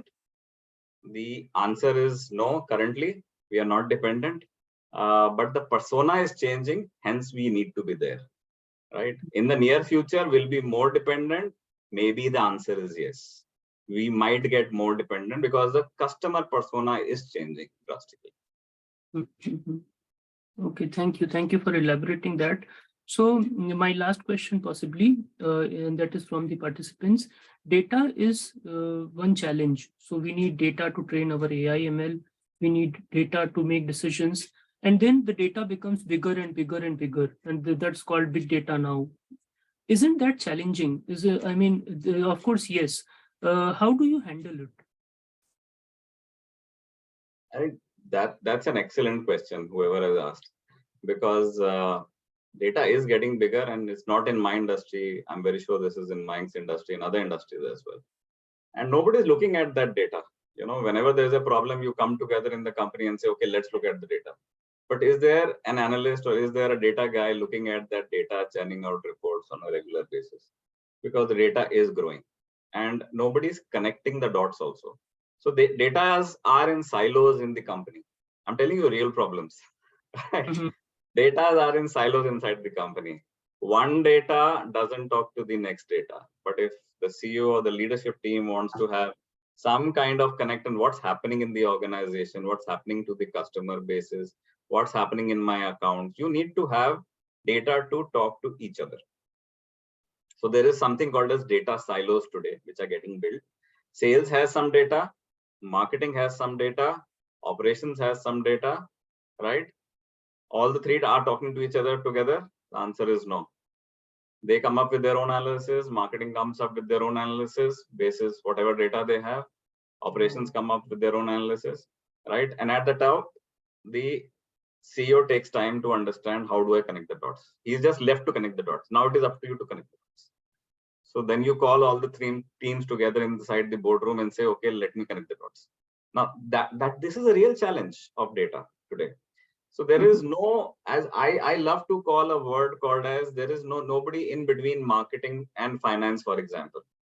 Marketing guy is doing marketing job, finance guy. So is there a a guy who's bridging the gap between 2-3 functions. We need somebody like that in organizations today, who can bridge the gap, right? Look at the data from all sides, from operations side, from sales side, from marketing side, from finance side, and then make meaningful. So that's something I think is a big requirement, and companies should invest in that direction. So as to understand the markets better, look at their data and utilize their data much better. Great, thank you. Sure. That's Yes. very well said. I think I had already touched upon it in the beginning when I had spoken of function specific data moving to 360-degree data and each one of the functions having it. So that's pretty much from my side. And Rohit already has also explained it in a lot of detail. But these are very real problems. Great. Thank you, Mr. Gulati. Thank you, Mr. Jha, for joining us and explaining us the concepts behind AI and technology, AI and marketing, and answering our questions. Over to Shreya. Abhishek here. So, on that note, we would now like to thank the panelists, Mr. Mayank Jha and Mr. Rohit Gulati, for their insights on revolution of marketing and digital generation. To add, I'm qualified as a biotechnician and working in the insurance domain, so I could find the insights from both these gentlemen very relevant and insightful. To sum it up, marketing has undergone a significant change thanks to technology and digital revolution. Traditional methods of marketing aren't as effective anymore when it comes to reaching the audience, while we observe the change in digitization. Nowadays, marketeers focus on giving people a personalized and exciting experience to get their attention. Virtual reality, augmented reality, and interactive content have become a popular tool for brands to create special moments that a person would remember. By utilizing these technologies, marketeers have completely transformed their strategies to connect with the digi-savvy audience in a powerful way. I would also like to extend my thanks to Professor Prashant Kumar for taking the time for moderating this session with such finesse. Over to Shreya. Thank you, panelists, and thank you so much, Professor. Thank you, guys. It was a pleasure being here. Thank you so much. Thank you for having us, guys. Have a good day. Thank you. Thank you, everyone. Bye-bye. Good day.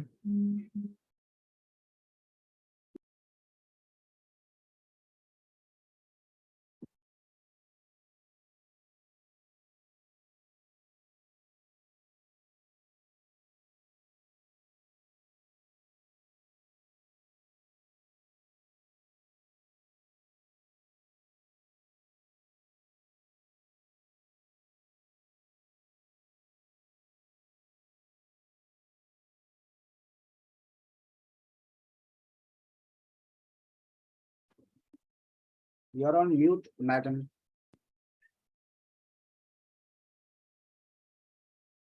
Not able to hear.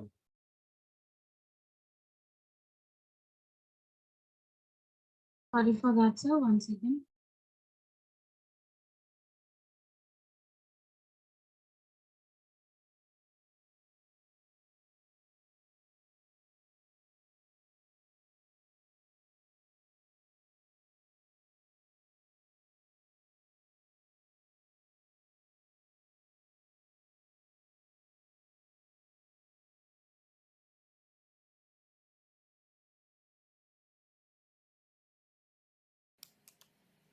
Hello, this is Barkha Agarwal, currently pursuing a post-graduation diploma in Human Resource Management at Xlri Jamshedpur through Xlri online learning program. I have 4 years of work experience across various roles in multiple MNCs.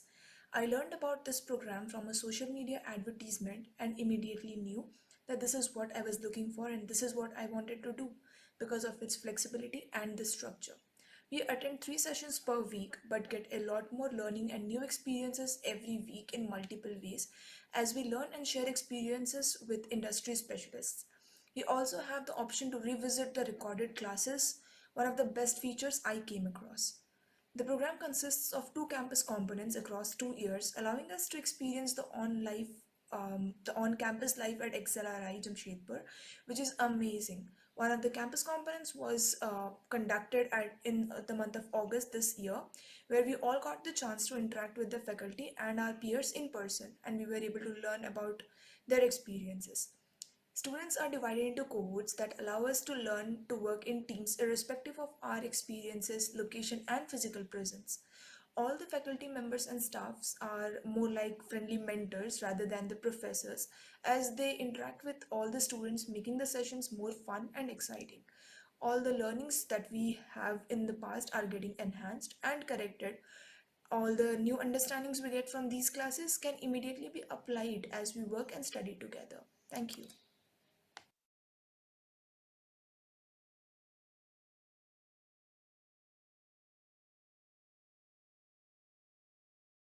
Moving on to our second session, which is the art of storytelling, creating powerful brand narratives. Requesting you all participants to please turn on your videos and keep the audios on mute. After an enriching session, now we have storytelling is not just for bedtime tales. It holds a special place in the world of branding. In today's crowded marketplace where competition is fierce, brands need something extraordinary to capture attention and create lasting impressions. That's where the art of storytelling comes in. By crafting compelling narratives, brands can ignite emotions, forge deep connections, and leave an indelible mark on their audience's hearts. It's not just about promoting product features. It's about painting a vivid picture that resonates with people's desires and aspirations. We currently have Ms. Aradhika Mehta, who is the head of marketing at Aditya Birla Fashion. Ms. Aradhika Mehta is a seasoned professional with almost 2 decades of experience in the beauty and fashion industry domain, working with renowned brands like Levi's, Nike, and Letscart.com. She has been instrumental in transforming a brand's perception while building strong consumer connection. As the Asia South region CMO at The Body Shop, she received multiple accolades for her contribution. Currently, she is leading TESWA, an ambitious project of Aditya Birla Group. She has been a catalyst in the revolution observed in the Indian wedding wear industry, while also redefining the outlook of Indian men's apparel section. Ms. Mehta focus on innovation and customer centricity has propelled Lenskart.com and TESWA at new heights, earning numerous awards. She believes brands must inspire with a purpose and prioritize action as customers value deeds and intent. We also have Mr. Arpan Biswas, who is a AVP of marketing at AJIO. Mr. Arpan is an accomplished marketing professional with 13 years of rich experience across branding and digital marketing across 5 different industries. He is currently working as a AVP of marketing at Reliance Jio. He has previously worked with the likes of Britannia and Ola Electrics. He has completed his engineering from IIT Kharagpur and MBA from IIM Kozhikode. I believe during his free time, he also likes to engage in reading books and watching movies which are based on foreign language. Over to Shreya. Now we have Mr. Mayank Jain, Head of Product Marketing, Swiggy. Mr. Mayank is a highly driven product marketing leader with notable experience at Google, Johnson & Johnson. He has been instrumental in establishing the product marketing function at Swiggy and crafting innovative positioning strategies for new offerings. Mr. Jain thrives in fast-paced tech environments, embracing ambiguity and making bold decisions to drive progress. As an esteemed alumnus of IIM Calcutta, he is passionate about sharing his experiences and insights to guide individuals in navigating their career paths. With a strong focus on achieving tangible results and a resourceful mind, Mr. Mayank exemplifies the qualities of a dynamic marketer. The moderator for the session will be Dr. Basant Purohit. Dr. Basant is an accomplished marketing professional with a strong academic background and extensive industry experience. Currently, he is serving as an assistant professor at Xlri since 2012. Professor Basant holds an doctoral degree from IIM Ahmedabad. His research work has been recognized with accolades such as the Best Paper Award in the 5th IMA Doctoral Colloquium and acceptance at prestigious conferences, including the Academy of Marketing Science and World Marketing Congress. With over a decade of industry experience in marketing roles at Abbott India Limited and Woolworth Limited, Professor Basant brings valuable insights to his teaching. We welcome everyone. We are thrilled to have you here and eager to hear your thoughts and experience. Thank you. Thanks. Yeah, am I audible? Yes, sir, you're audible. Okay. Yeah, I on behalf of Xlri welcome the 3 panelist members for joining and sharing their experiences about this brand storytelling. We know that the purpose of these brand storytelling campaigns is to evoke emotions and establish a unique identity and foster the deeper connection with the target group. These campaigns also helps to humanize the brand and make them more relatable and memorable. So we love to hear from this panelist how they create these lasting impact and drive the customer loyalty and influence the purchase decision via these brand storytelling.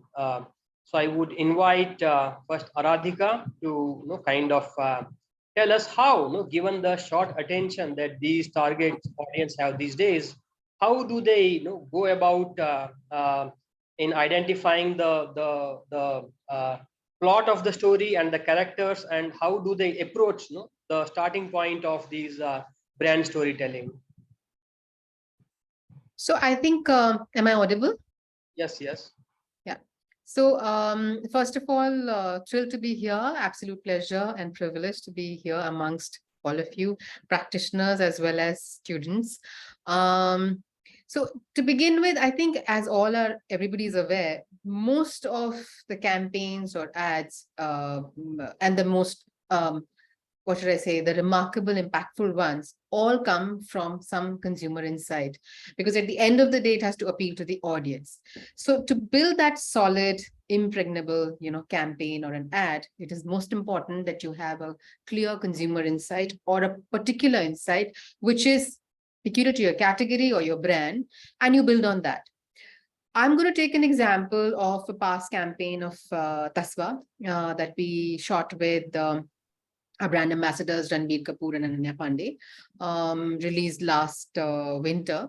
So Tasva is a wedding wear brand, and the clear insight that was constantly coming through was, while things have changed on the front of relationships and young people engaging with each other, however, the category codes of weddings, weddings being seen as something which is which takes away your freedom, कि तेरी शादी हो गई तो तू तो बन गया, बंधन है, and game over. So a lot of these words, and these phrases that came through were just about that now your freedom is over, your days of enjoying yourself are over. We tackled that through the ad campaign. I want to actually, since it's Tasva, it's a new brand, it's a 1.5-year-old brand. I'm not sure how many of you have seen the ad. I would love to show you the ad before we start getting into the storytelling of it. It'll just take a minute, but yeah, bear with me. I'm just going to share my screen.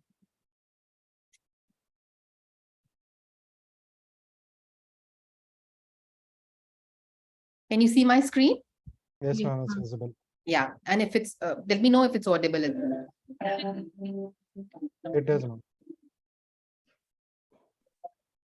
हम तो already बनने लगे यार, मैं तो बंदे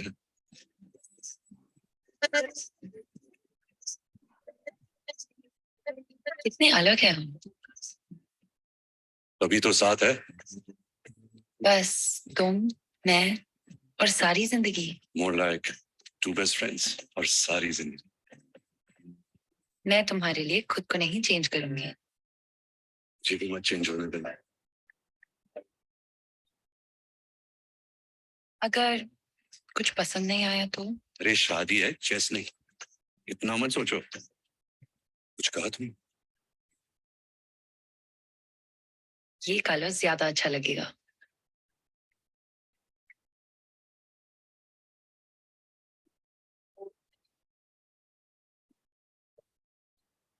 चले जब नजरिया नया हो तो शुरुआत खूबसूरत होती है। तस्वा मेंस इंडियन वेयर, एक नया नजरिया।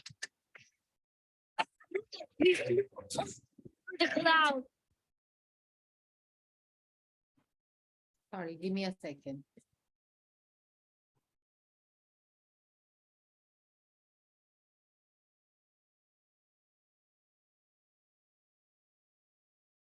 Yeah. I'm audible? Yes, you're audible. Sure. So that's the campaign. And like I said, the category codes around wedding wear have always been a certain way that, we try to, the storytelling here is a modern day couple. You're no more looking at the same things that we were probably so many years before. She's getting those jitters and it's a mind conversation, which is the essence of a lot of, couples today, that a lot of things don't need to be said. So it was a new perspective. It is a new perspective right now. If you see the category, it is inundated by a whole lot of unorganized. And then there are, of course, the Maneuver and the various other brands who are tackling it in a certain way. So through this, the campaign, the entire story of what is really the the key behind modern relationships. And one of the perceptions that we wanted to establish was Tasva is it's about individuality. Whatever floats your boat, relationships have changed. The other is Maneuver. So let's not say Maneuver. I mean, most of the brands have this have built this perception around the person, the either the groom being the most important, whereas here it is all about the couple, because that's how the relationships now are, about two people. So I think I hope that's the storytelling that we did with this campaign. Built on the insight that it is no more about being tied down, and everybody has an equal opportunity. Like at the end, she does have a say. She says that this is the garment that she wants him to wear, and he comes out wearing that. Yeah, it's an equal relationship. Best friends for life is what was the premise of the whole campaign. Okay, and then the next follow-up question is, how do we how did your company ensure that these campaigns actually contribute to the brand stickiness? That is, the other name for the brand stickiness is brand loyalty. For the brand that was mentioned in that video. So today's times, there are clear success metrics that are defined for every campaign or an ad. And so is the case with this one. However, being a 1.5-year-old brand, the success measures are obviously very different than, and it depends on the life cycle, the life stage of the brand. Whereas what they were, say, at Lenskart, where I was there, I think I'll take that as an example. The campaign we did for the first campaign for Lenskart as a product. So Lenskart, in a long time, the perception was it's a retailer, and which is how it was, because there was no product that had the Lenskart branding. The first product that when I joined, we consciously wanted Lenskart to be associated with the product, because the experience of a product is far more multidimensional than that of a retailer, or a store. And Lenskart Air was the product which had the first Lenskart branding. And we did the campaign with the YouTuber Bhuvan Bam. I'm not sure how many saw that campaign, but I'm going to put it in the chat. The campaign is called Halka Rakhya. 1 second, I'm just going to put in case you would like to watch it, because I think it is going to be more relevant if one would sort of.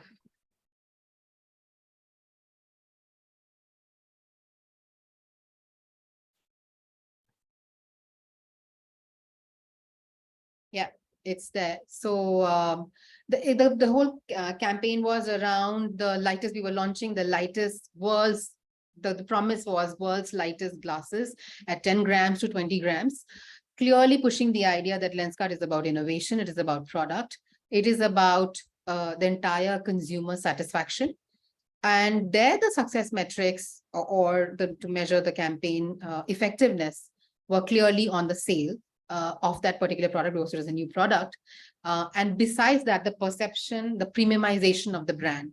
One of the insights that came through, through our successive brand tracks was that the consumer associates lighter product, lighter glasses as a cheap quality or a dodgy quality, not the inferior sort of. And one wanted to consciously break that mold and state that, a lighter material is probably not just inferior, it is because it's a conscious effort to not weigh you down. So the whole campaign line, halka rakhyar, which is life may be halka, like be light, move on. And while don't get weighed down by a pair of glasses, I mean, it's just a pair of glasses which is supposed to enable you to read, to watch, to see the world and not really, get burdened by. So we measured the effectiveness also through a brand track. And besides that, of course, the sales numbers, Lenskart Air, even till today, contributes about 40% to the Lenskart sale, in the product portfolio. And I think it was a very successful launch, therefore. Okay, I think you had shared good insights about these campaigns about brand storytelling and the way you would measure about the ROI about these campaigns.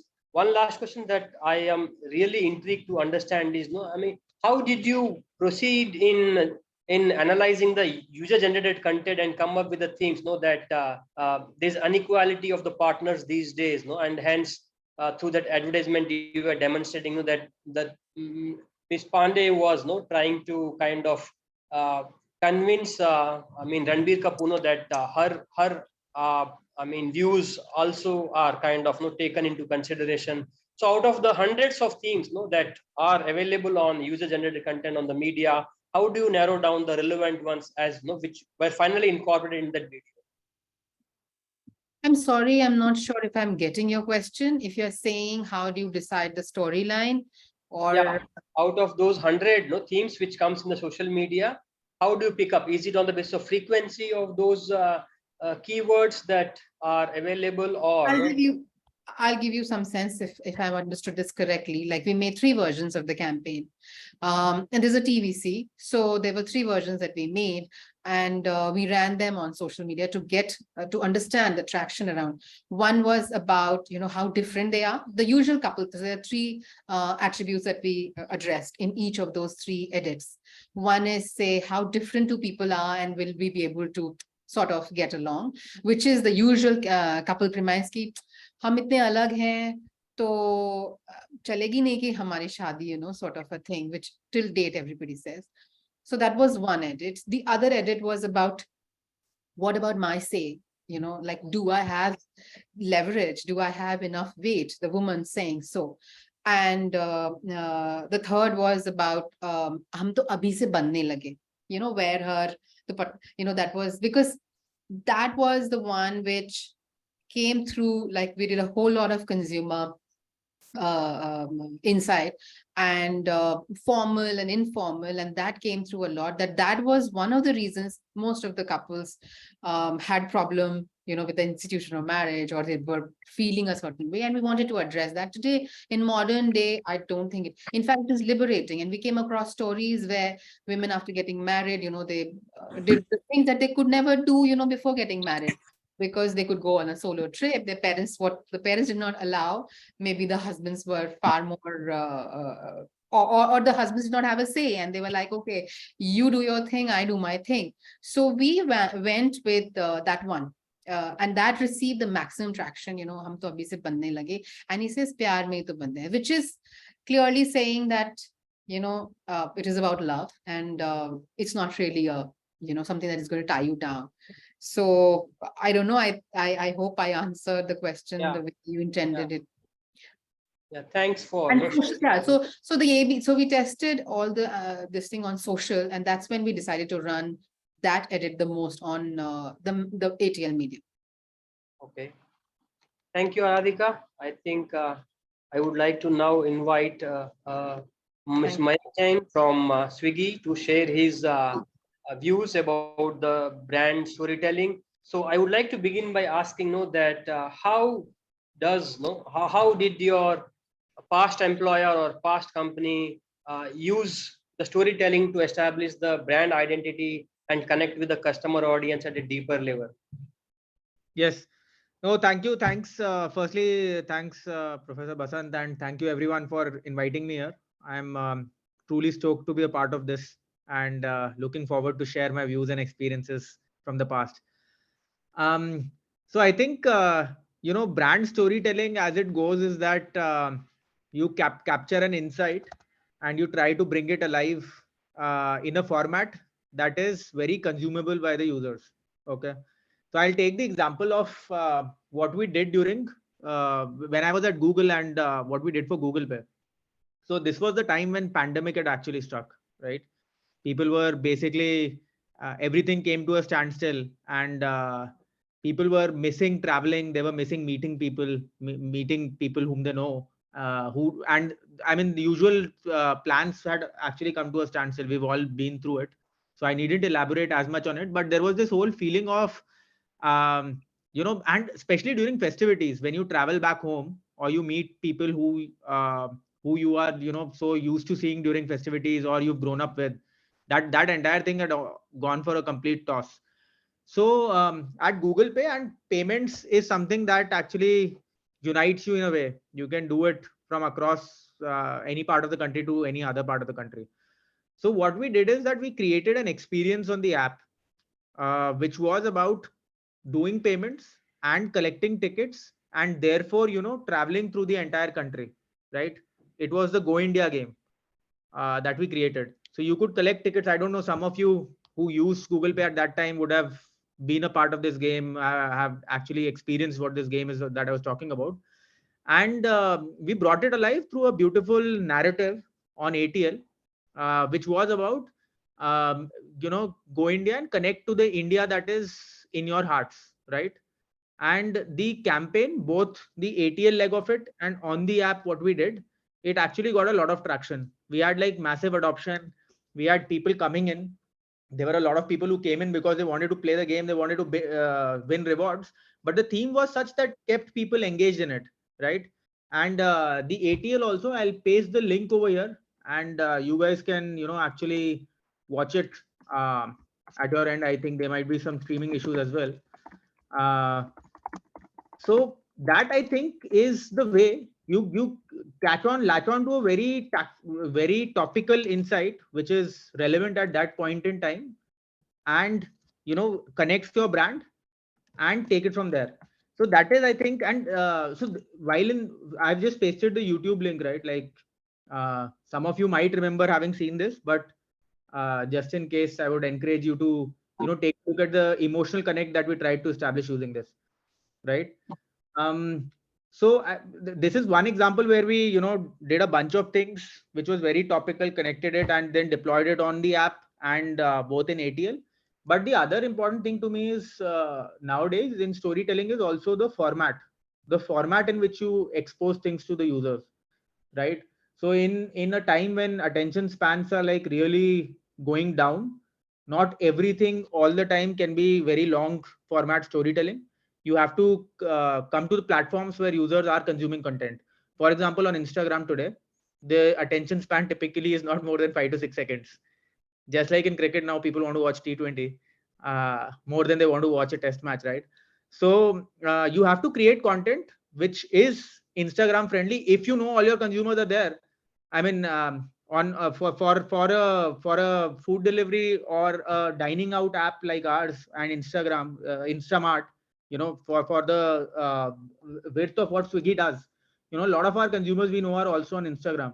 So I can't put a blind eye to Instagram and say that I'll only create content the traditional way it's been done. I also need to be present on those platforms. So that's the other thing that is, I think, very, very relevant in today's times when you think of storytelling. And therefore, your stories have to fit in that format, have to be crisp, concise, etc. All of that. So yeah, those are my views, I say. Okay, so can you again tell us what do we mean by something as Instagram friendly or YouTube friendly or Facebook friendly? Yeah. So when we look at marketing right today, there are different types of classifications that you can have. One is maybe saying just creating brand awareness. The other is more performance oriented, right? Where people want to get quick results. And everything that you do on performance marketing, every dollar that you're spending, you want to make sure that it is captured, like the accountability of every dollar spent versus what you are getting in returns is there. That is typically what is performance marketing. Everything else is brand marketing. Now, when I look at a lot of these assets that we are creating, so firstly, performance marketing would be very tactical in play, right? So performance marketing creative on, say, a Facebook could be a static banner with a very clear call to action and one punchline, which is going to make me take action, take me to the application that I'm working on. And I'm sure Arpan also would have a lot of views on this, because I know AJIO does a lot of that. I'm one of those consumers who gets a lot of AJIO messages. Or even on Facebook, right? If you've been on Facebook and you've been on AJIO, you've searched for something, you want to catch the attention of the consumer in that very moment. Give them a very relevant message and just take them there. So that is one way of approaching marketing, right? The other thing is, what I was talking about previously is, even when you want to create your brand, right? And if you want to create your brand and you want to be present on the platforms where your consumers are, you will need to be true to that platform. So for example, on Instagram, if I try to play a film, which is say 45 seconders, there are chances that users may not appreciate it as much. All right. Or it looks like forced brand content that I'm trying to put on Instagram. Versus that, I might want to actually integrate with influencers and push my content in a very organic manner. It doesn't even seem like an ad. People are on Instagram because they want to really know about what is happening in influencers' lives, what is happening with people in general. So I might not want to push branded content over there.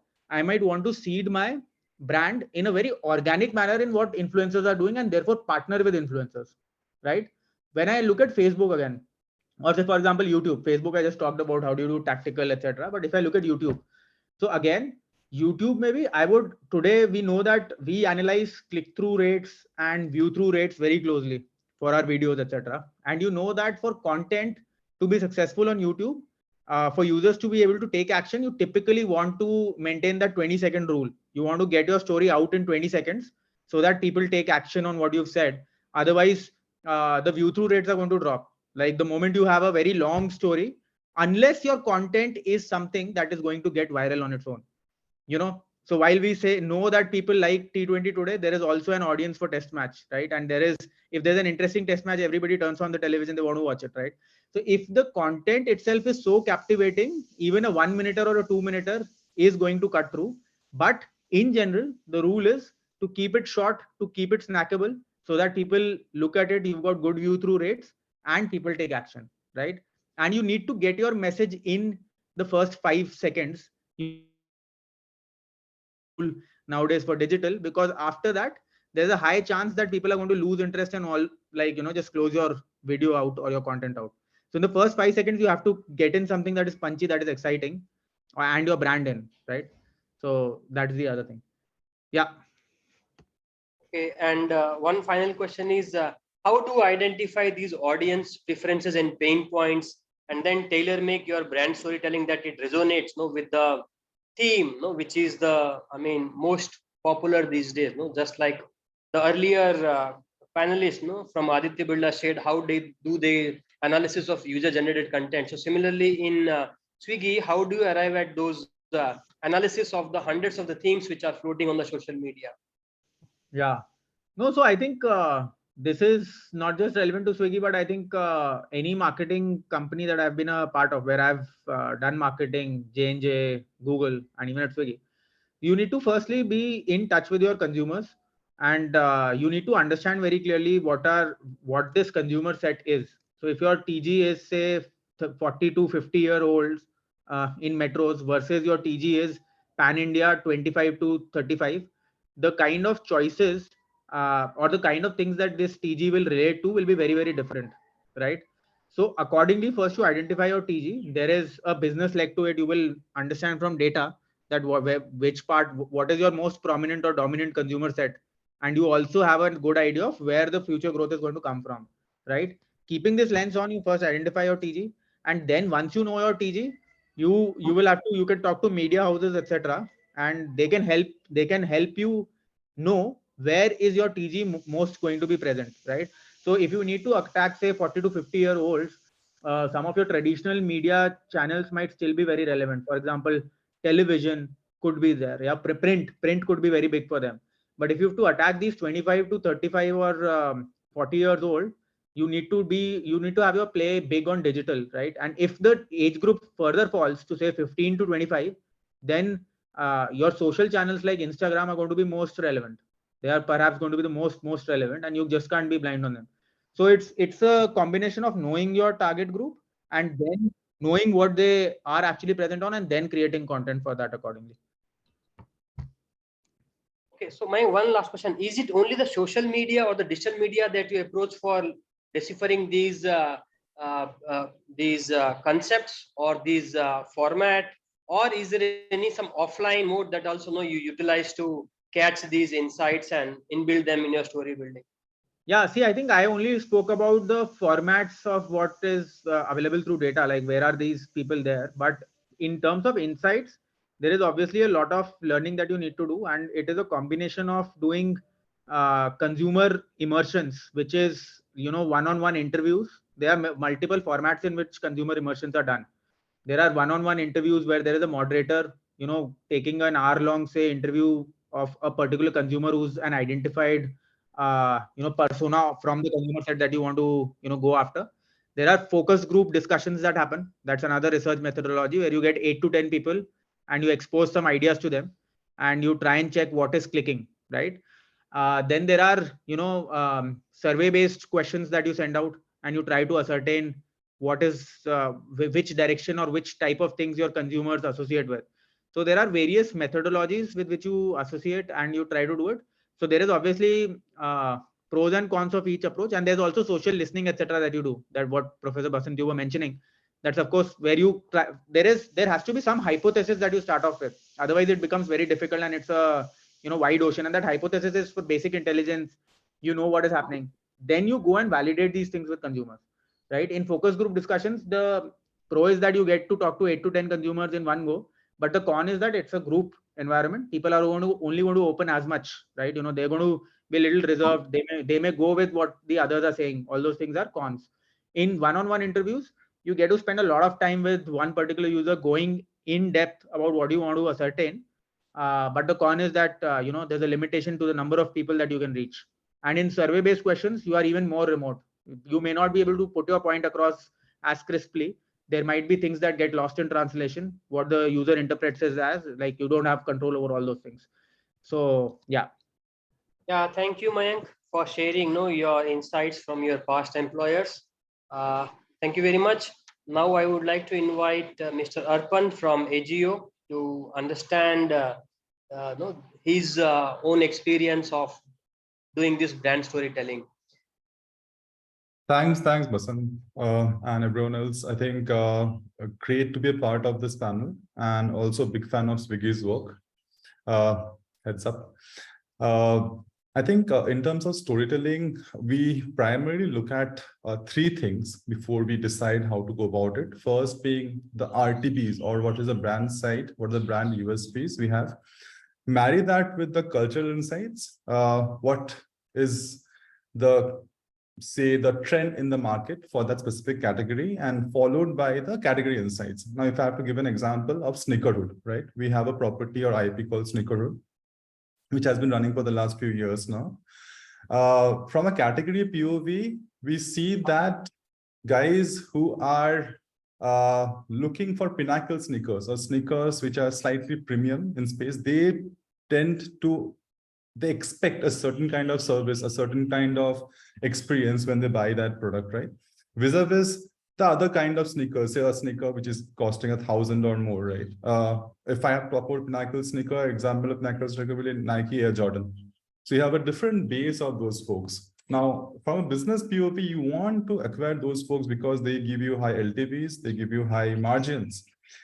From a cultural point of view, folks who are buying these sneakers, right, they are immersed in new trends. So when we had spoken to guys from the industry, from the market who are buying pinnacle sneakers, they are immersed in art, they obviously have a slight a better discretionary income compared to the rest of the guys. So they're immersed in media, art, say new kind of trends, etc. And from a brand POV, you want to have the maximum number of such options at the best pricing. Now I'll quickly share one of the work which you have done for that.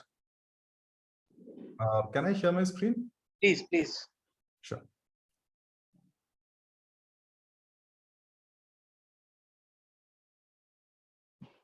I think someone else has to share the screen. I need to change my preferences. So I'll just share the link if someone else can share it.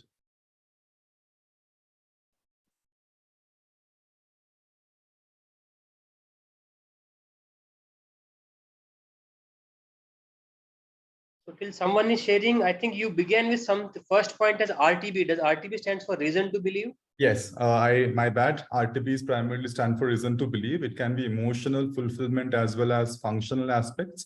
Now, emotionally, when you look at an RTB for the brand, the number of options, I mean, the kick you get by buying this sneaker, right? If someone can play this.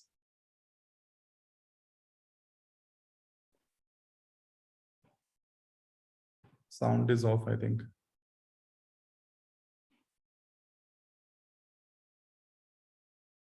So this film primarily talks about the love for sneakers, right? You go to an extent where you go crazy. And also, if you look at the sneaker heads, like the folks who tend to buy premium sneakers, they have immense love for different culture, immense love for diversity. So keeping all that in mind, we had created a piece, which I think the music is still off. Can you hear it now? No, I think there's some challenge. Okay, but anyways, the link is there. Everyone can go through it. So this is the first film in that. I'll quickly share the second one as well. Whenever you folks have time, because I have a lot of content to share, so I don't think the time will suffice. Right? Whenever you guys have time, go through this.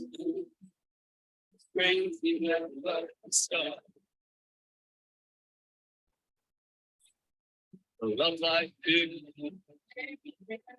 so shiny new, springs in the light.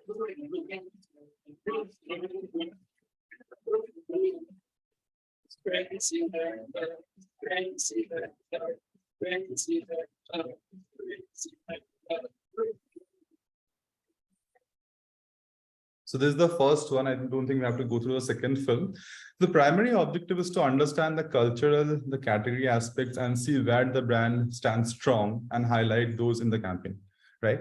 The other thing which we are trying to stay away from is, right, conventionally or traditionally, most brands have been using TV as a medium or ATL as a medium. I think I tend to believe that each and every moment of truth which you have with the consumer, starting from a packaging, starting from a delivery, should be used for storytelling. As I mentioned in the initial few minutes of my time, I think Swiggy has done that really well. The way they use their packaging, like Swiggy Instamart's packaging, right? To talk about the trends in the market or some fun, relatable stuff. I think the other bit about storytelling, which we need to understand really well, is story stays the same, but how to customize the story as per different formats. Now, when we are talking about, say, a social media, back, say, 5 years or 2-3 years back, social media was all about relatable humor. Then it has moved to sarcastic humor. And these days, it's all about goofy humor. So until unless you are a part of that ecosystem, you work with partners who understand that really well, it's difficult to leverage the power or the trends of social media, right? Or any such channel to be specific. Say on YouTube, you have different format ads. You have a 6-second ad, which works really well just before any content you see. For example, if I have to give an ad during cooking show, right? How do you dress up at home while cooking? For someone who searches for any cooking channels, I can show a quick 6-seconder to them with the RTPs or reasons to believe. how the brand empowers you dressing at home, plus the offers to empower the sale, right? So keeping this in mind, you have to be specific about how you go about each channel, given the overall storyline or the positioning of the brand stays the same, but it has to be customized for each channel. Okay, Arpan, I think I missed when you said that earlier it was humor, then it was sarcasm. What is the trend these days? First used to be relatable humor earlier, say 3-4 years back on social media, right? You used to engage, and customers used to, or viewers used to engage with content which is relatable in nature. Post which has become more sarcastic, primarily on Twitter. Twitter is a battleground for this kind of content, right? Now, these days, if you look at the content, no one in the world can predict what goes viral these days, because it's all about what that crazy Scooter Priya song, or some random guy singing in a bathtub. I honestly don't remember that guy's name. I think it's Dhaval or someone, right? You can never understand what makes something go viral. So it's just goofy content, someone blowing it up out of proportion, right? So you have to be immersed in that medium, if possible internally or through an external partner, right? To understand what works really well. So you have, similarly, when you work with, say, agencies, each agency, like we work with one of the agencies, I think Swiggy also works with them, Young Gun, right? These folks, they have a team of 40 folks. Their job is only to sit and brainstorm throughout the day. And all this, each on one of their team, all 40 folks, have a social media page which would be having 100K plus followers. Now, until unless you work with folks who understand that medium really well, it becomes difficult to crack that medium. So given the overall positioning with the same, you have to crack each and every medium as per what the demand are. And that's how it works the best. Okay, Arpan, one last question is, what common challenges you encounter in implementing the brand storytelling campaigns, and how do you overcome them in your brand story campaigns? I think the common challenge would be, at times as a brand, we have a certain persona or positioning which might or might not appeal to that specific medium, right? If I'm talking about social media, if a brand, say a real estate brand for that matter, can't be funny, but social media, it's all about humor, it's all about say things which are trending in nature, also about having fun, right? That's when people engage the most. As a brand, it becomes difficult. I mean, having worked in places like Lodha and Piramal previously, I used to find it very difficult to create content which is engaging in social media. Now I'm a part of AJIO, and it's slightly easier because as a category, it's not high involvement, right? Unlike a real estate where it's a single time purchase in your life. Now clothes, it's more discretionary income, and you end up buying something else, say a few days later. So it's easier to connect with the user and try different things, and users, and I mean, the brand imagery can be slightly more fun compared to that. I think that's the first thing. Secondly, I think the biggest struggle which I face is primarily on ATL, with the cost of the inventory, right? IPL per slot goes for around 15 lakh for 10 seconds. So how do you reach the maximum number of people at the lowest cost? I think these would be two. And the third would be, say, if I take a medium like influencers, the major challenge is most influencers are prostituted. I mean, like celebrities, sorry for using the word, but unfortunately, like celebrities, if you look at a beverage campaign, a Pepsi used to have Amir Khan to Shah Rukh Khan to whoever not. Similarly for influencers, they don't belong to anyone. So it's important not to just rely on a channel, but to rely on IP. You create your own IPs, you stick to that IP and ensure that the channels you're working on is trying to leverage and amplify the IP so that it stays with the brand. So these are the few challenges which I see pertaining. I would sure there'll be multiple other challenges. As three can think of immediately. I think thank you for sharing your ideas. Now we invite the students, if they have got any doubts regarding this brand storytelling and they would like to learn from any of these three panelists, I mean, the floor is open to them. So we have one question for Aradhika ma'am on the chat. I have been following the brand on Myntra. To my knowledge, brand names Tasva means all that's mine. How do we decide a buyer's persona here at the very initial stage of creating a brand story? So it's not just all that's mine. Tasva is a Sanskrit word. It means all that is me and all that is mine. It comes from Tat and Swa, my entire world, my world. So, well, I think these two things are not completely connected, of course, because the brand name is not just going to cater to the life stage of the brand or the initial stages of the brand.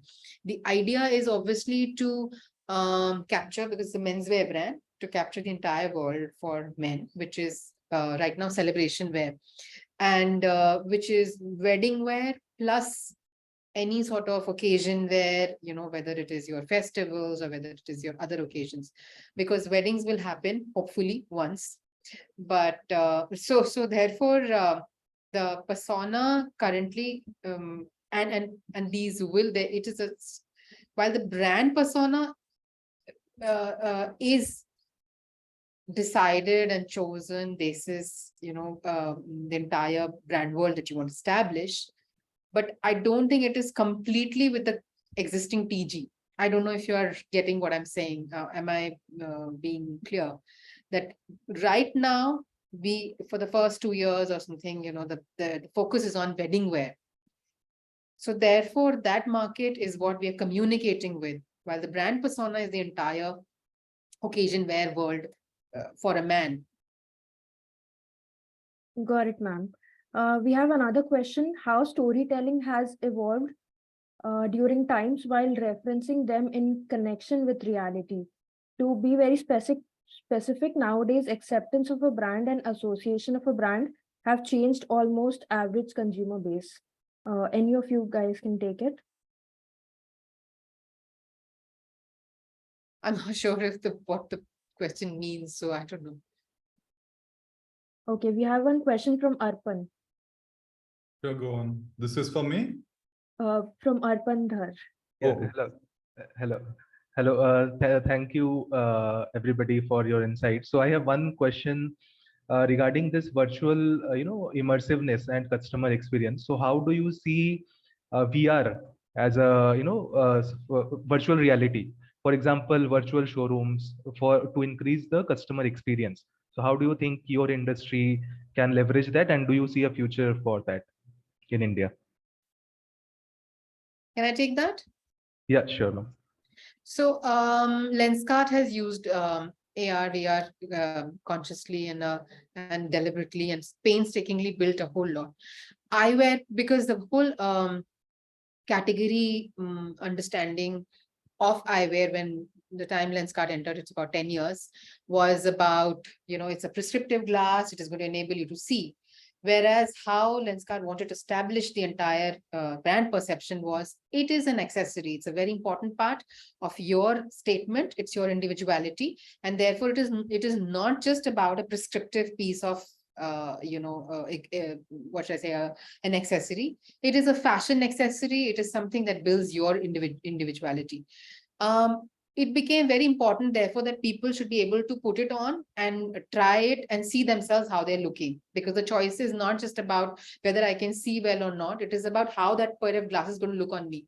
So on the online channel, it was adopted. And in fact, from initially the static one where you could, as soon as you were to scan your face and you could try all the glasses on the website, from various angles, and it would just show that, to the virtual video, wherein you could, turn around, you could try various different outfits as well. I don't know how many of you have shopped online from Lenskart, and this was pretty early in the game. And something similar is what, maybe that's what we'll be doing soon, which is your virtual mirrors, because a lot of people, a lot of men especially have a problem with how is the safa going to look on me? How will my sherwani look on me? And you don't want to try 20 sherwanis to be able to decide. And there is one mirror, and all you need to do is you keep on flipping, and you can try a host, far many more products than you can physically try, it's fairly cumbersome as well. So it is a very important aspect, but it has to lend to the category. I'm not sure immersive what it'll do for, say, net meds. I mean, I don't know. Because you don't want to be experiencing popping a pill, I'm just saying that it has to organically extend to your category and your consumers' needs and desires. I'll just also give it a shot, just continuing from what Anadika has mentioned. I mean, if you look at it, right, e-commerce is a new thing. For hundreds of years, it has primarily been offline.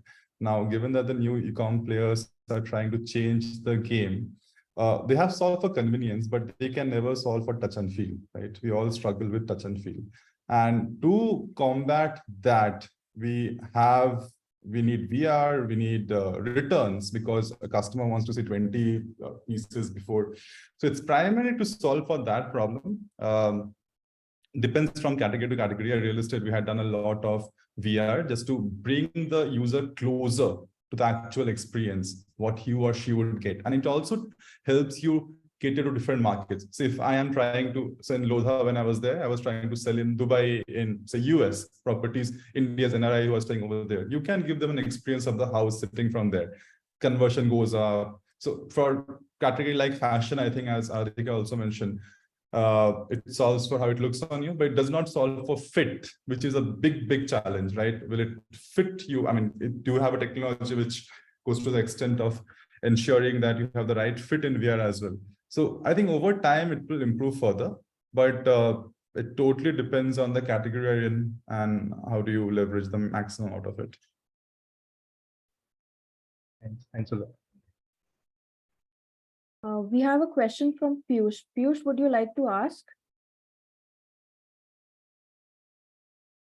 Okay, I'll ask a question. It's YouTube reports 80 to 100 million premium subscriptions in India. Why don't you see ads, and probably since they opted for premium are the ones with more purchasing power or target group? Do you see that as a hindrance in reaching a target or potential customer? I think so. I'll give it a shot. Yes, sir. Cool. I think it's a fair point, right? The guys who have the power to pay are the ones who are behind this paywall, right? So you have to reach them in different ways. Like recently, AJIO had partnered with Ranveer Allabadia for his DRS show, right? Wherein you have quality content from someone, and it's in English and as well as Hindi, reaching out to more and more number of people. So you can reach out to them through these means. You can also use DSP platforms like DV360 to define the frequency of if you are not able to target these folks on YouTube, maybe you can target the same folks on any other format of Google, right? Or maybe Facebook. So it depends how you target these folks. But having said that, organically targeting them would be a good idea, I think, because I think the good ones are behind a paywall. That's how it's supposed to be. Yeah, if I can also add to that question to what Arpan was saying, the other thing is that this number that you're talking about, I assume is a global number. This is definitely not an India number, right? So It's India number, sir. It's India number. They reported in 2022, the same for India. 8 CR to 10 CR folks are on, I mean, out of 80 CR. It looks very big. All the marketing folks are definitely not paying because they want to see everybody's ads. So this was, I think, 80 million YouTube music and premium subscribers globally is what was reported last. So it can't be an India number. And I'll share the link here. I'll tell you, it's difficult to be an Indian number because 20 CR in India are online purchasers right now. Out of the 20 CR, if 10 CR folks are behind a paywall, I think we all marketers will lose our jobs. We will lose our jobs. Yeah, it's not the case. I just pasted the link. So I think maybe we should just do a fact check. But the point is that for India also, this number would be whatever that number is, it wouldn't be more than 2%, 3% of the population, right?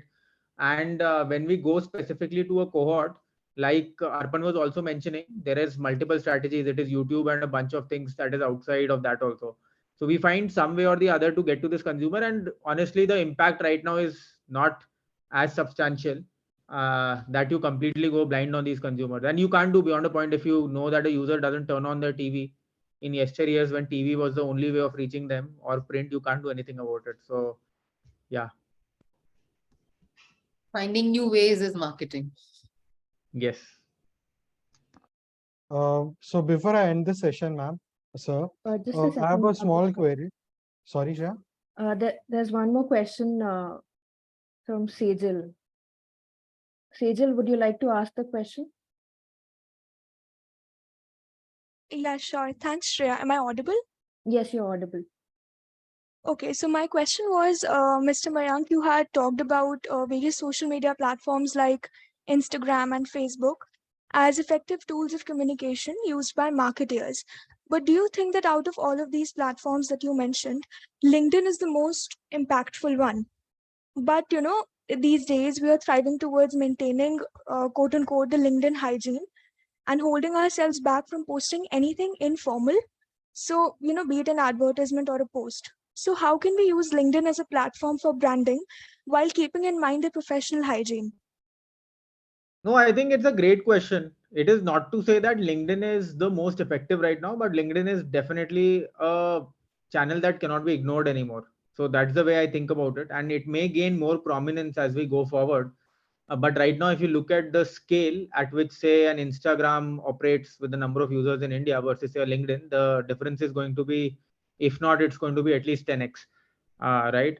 So, but having said that, a lot of times when you're trying to do something which is premium in nature, or your stuff appeals to the premium audience, you definitely need to have a LinkedIn strategy. And like you said, on LinkedIn, since the perception of the platform or the way content is consumed is that you need to come in with an intelligent insight about what you're doing. So you need to package it in a way so that it reaches your consumers in what they're expecting from that platform. It cannot be, so on social media, you try to be wacky, you try to be fun. On LinkedIn, you'd rather, start with what is the insight, what's the learning, what you've done, and then therefore put that content across for your users. So I would say it's a medium you wouldn't ignore, but still, like, growing, etc. Not comparable to a lot of other mediums that have traditionally performed well. Just to add to Mayank, right, in the recent past, if you have seen, LinkedIn is the costliest of all the mediums because the kind of audience you have are the best, right, in terms of paying power and stuff. Now, so reaching them through paid media might be a challenge. So organic content creation on LinkedIn works really well. If you have recently seen the WakeFit campaign, where everyone in the WakeFit team changed their photo to what they would look like using AI, right? As a kid, obviously garnered some attention. If you have seen what Flipkart had done 6 months back, where each and every employee of Flipkart spoke about how they contributed towards the sale event. Recently, we had also tried engaging on LinkedIn through Rahul Subramaniam. We had got him. I don't know how many of you have seen that piece. We have got him to our office where the angle was employee engagement, how much the employee had worked for the sale, and create some crowd work with them, which kind of got one of the best pieces of Rahul on social media, specifically LinkedIn. I think it depends from, as Mayank mentioned, depends from platform to platform. On LinkedIn, you can't be goofy like you are on Twitter or Instagram, but you can be smart. You have to be smart because you are talking to a very smart set of audience. The best part about LinkedIn is I think the chances of getting trolled are the lowest because everyone has, I mean, whatever comment they put or whatever they write kind of gives a peek into their character, and their future jobs as well depend on how they behave. So it kind of helps from a brand POV to be active on LinkedIn and reach out to the guys, because I think trolling or you can try out different things and interesting things, because that takes a backseat when it comes to LinkedIn.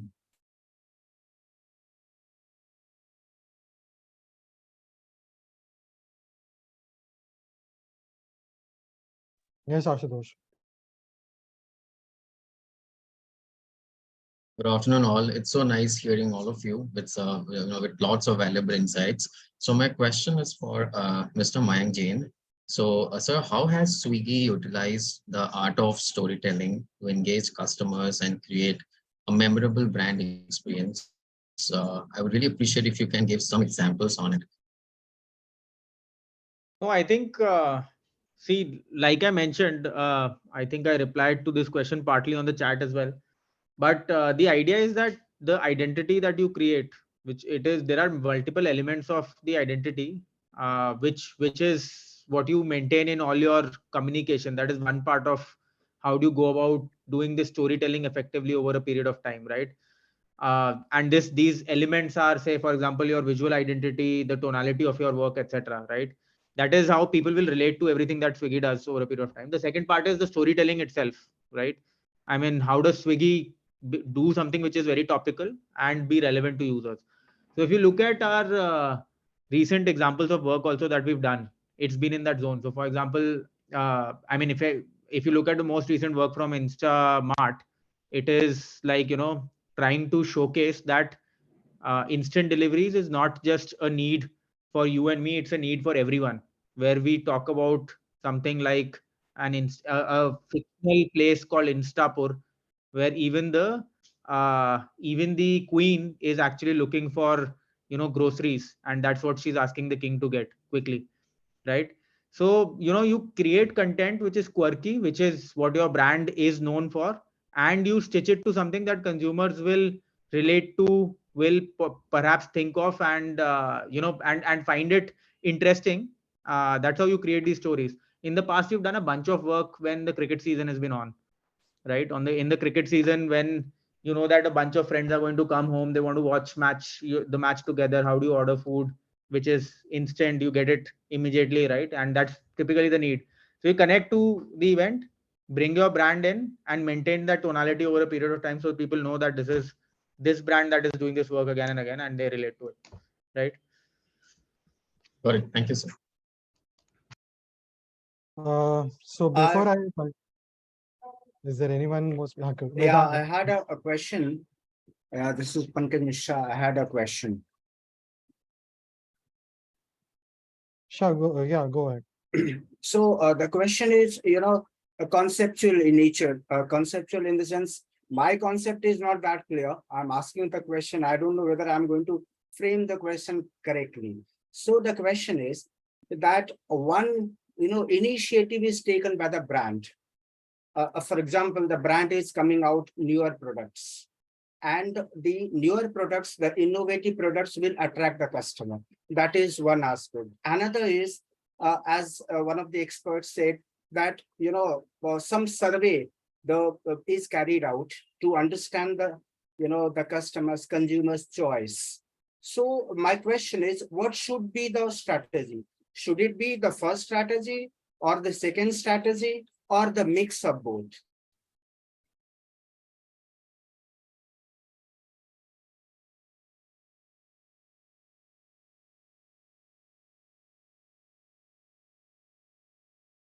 I hope I have narrated the question properly. Why don't you repeat your question again? Oh, sorry. Am I audible? Yes, you are audible. Please. Yeah. My question is that there are two types of brand building, or selling the product rather than brand building. One is that the initiative is taken by the product.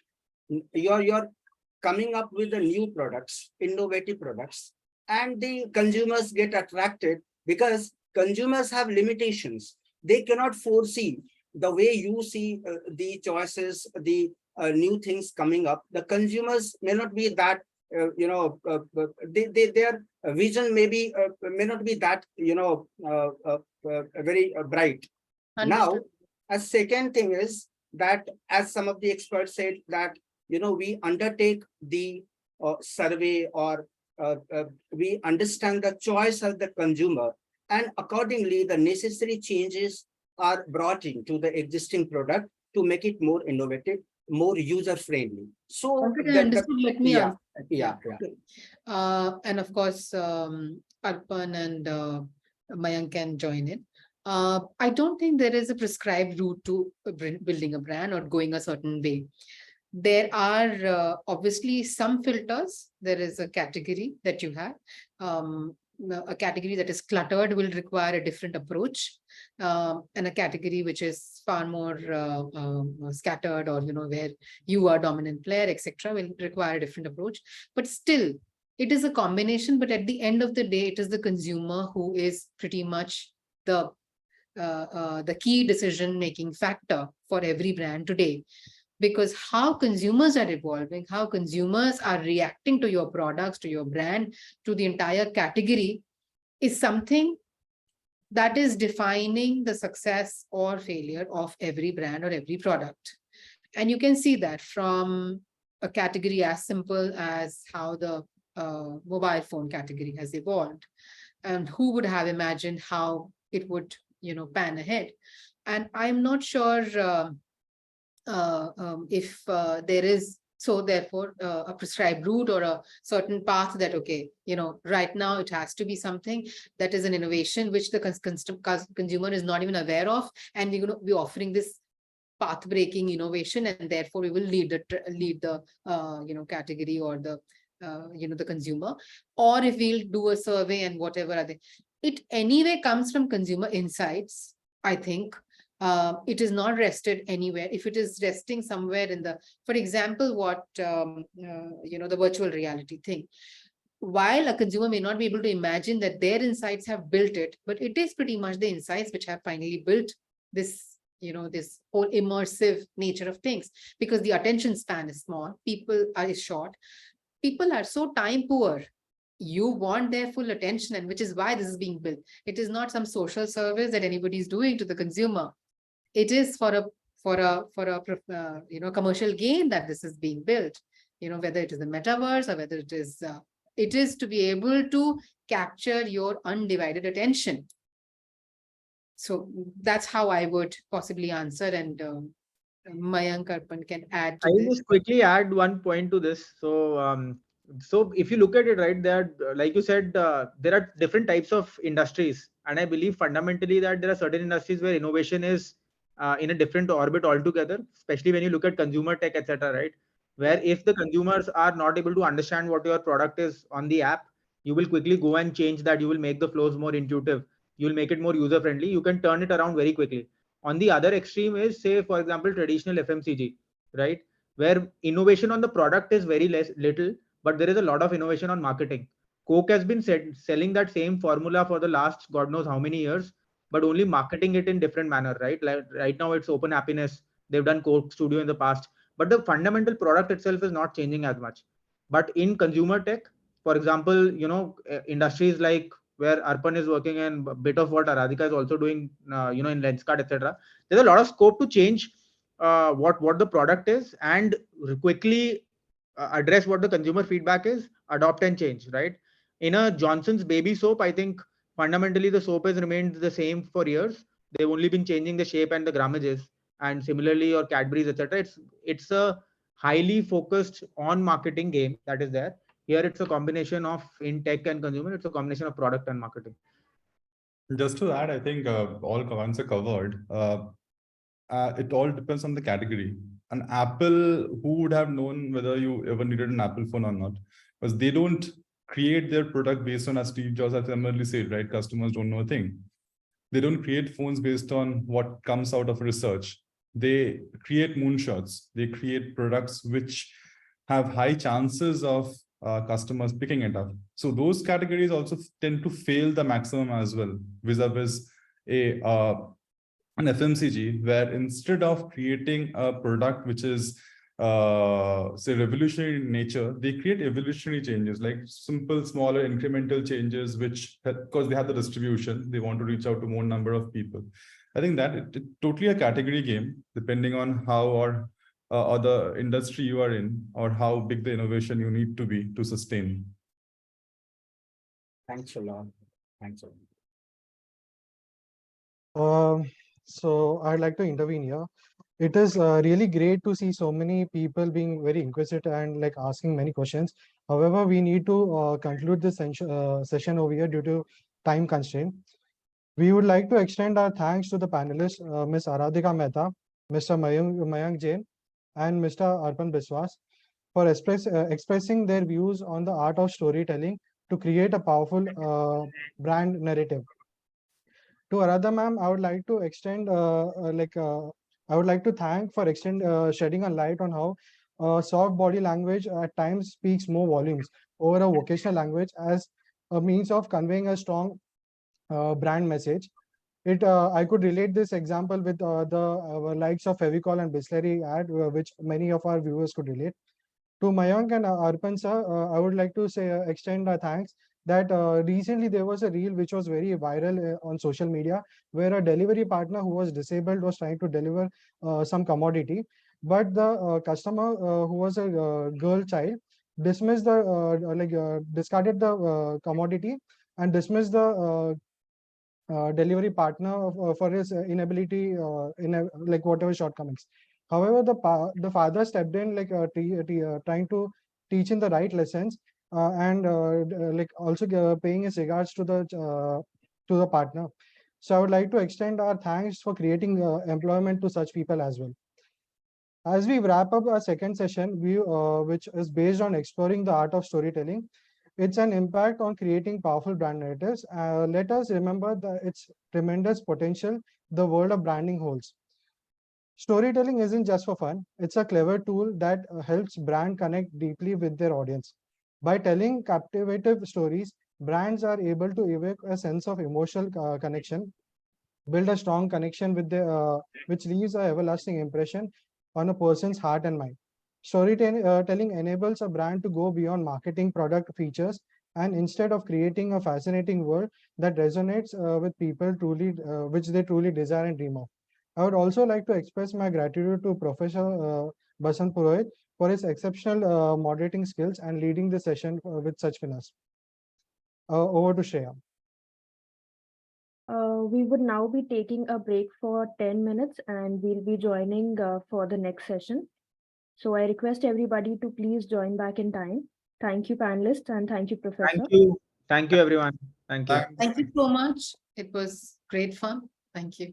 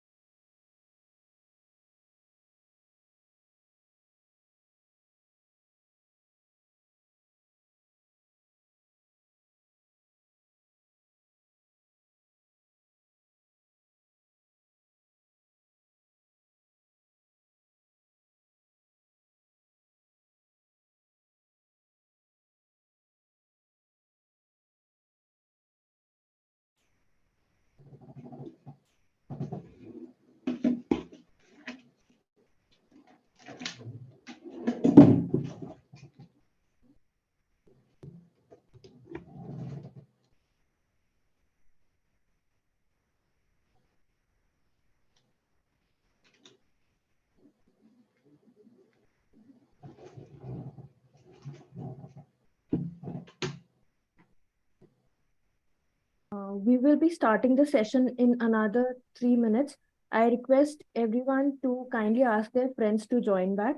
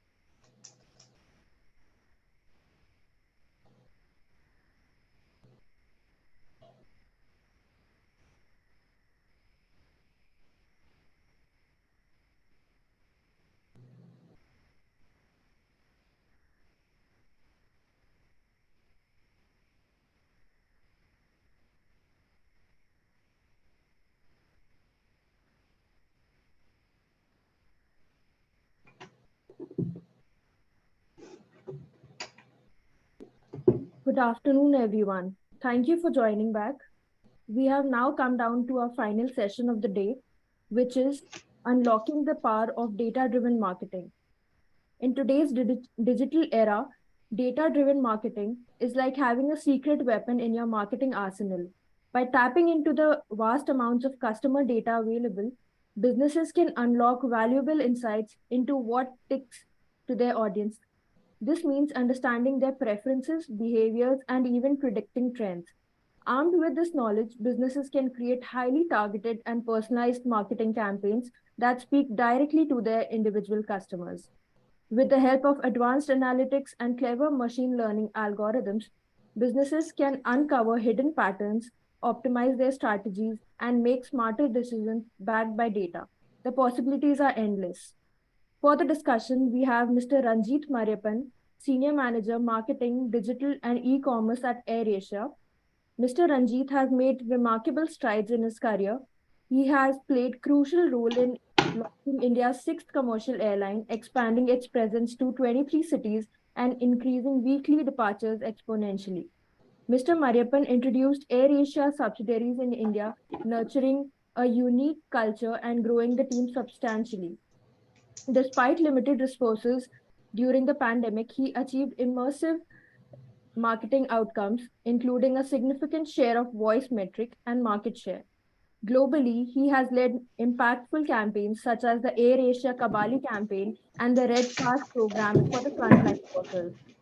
Beyond his professional achievements, Mr. Maryapan finds solace in farming and is true inspiration in the marketing and aviation domains. Next up, we have Ms. Anuradha Bose, Senior VP Marketing, JSW Paints.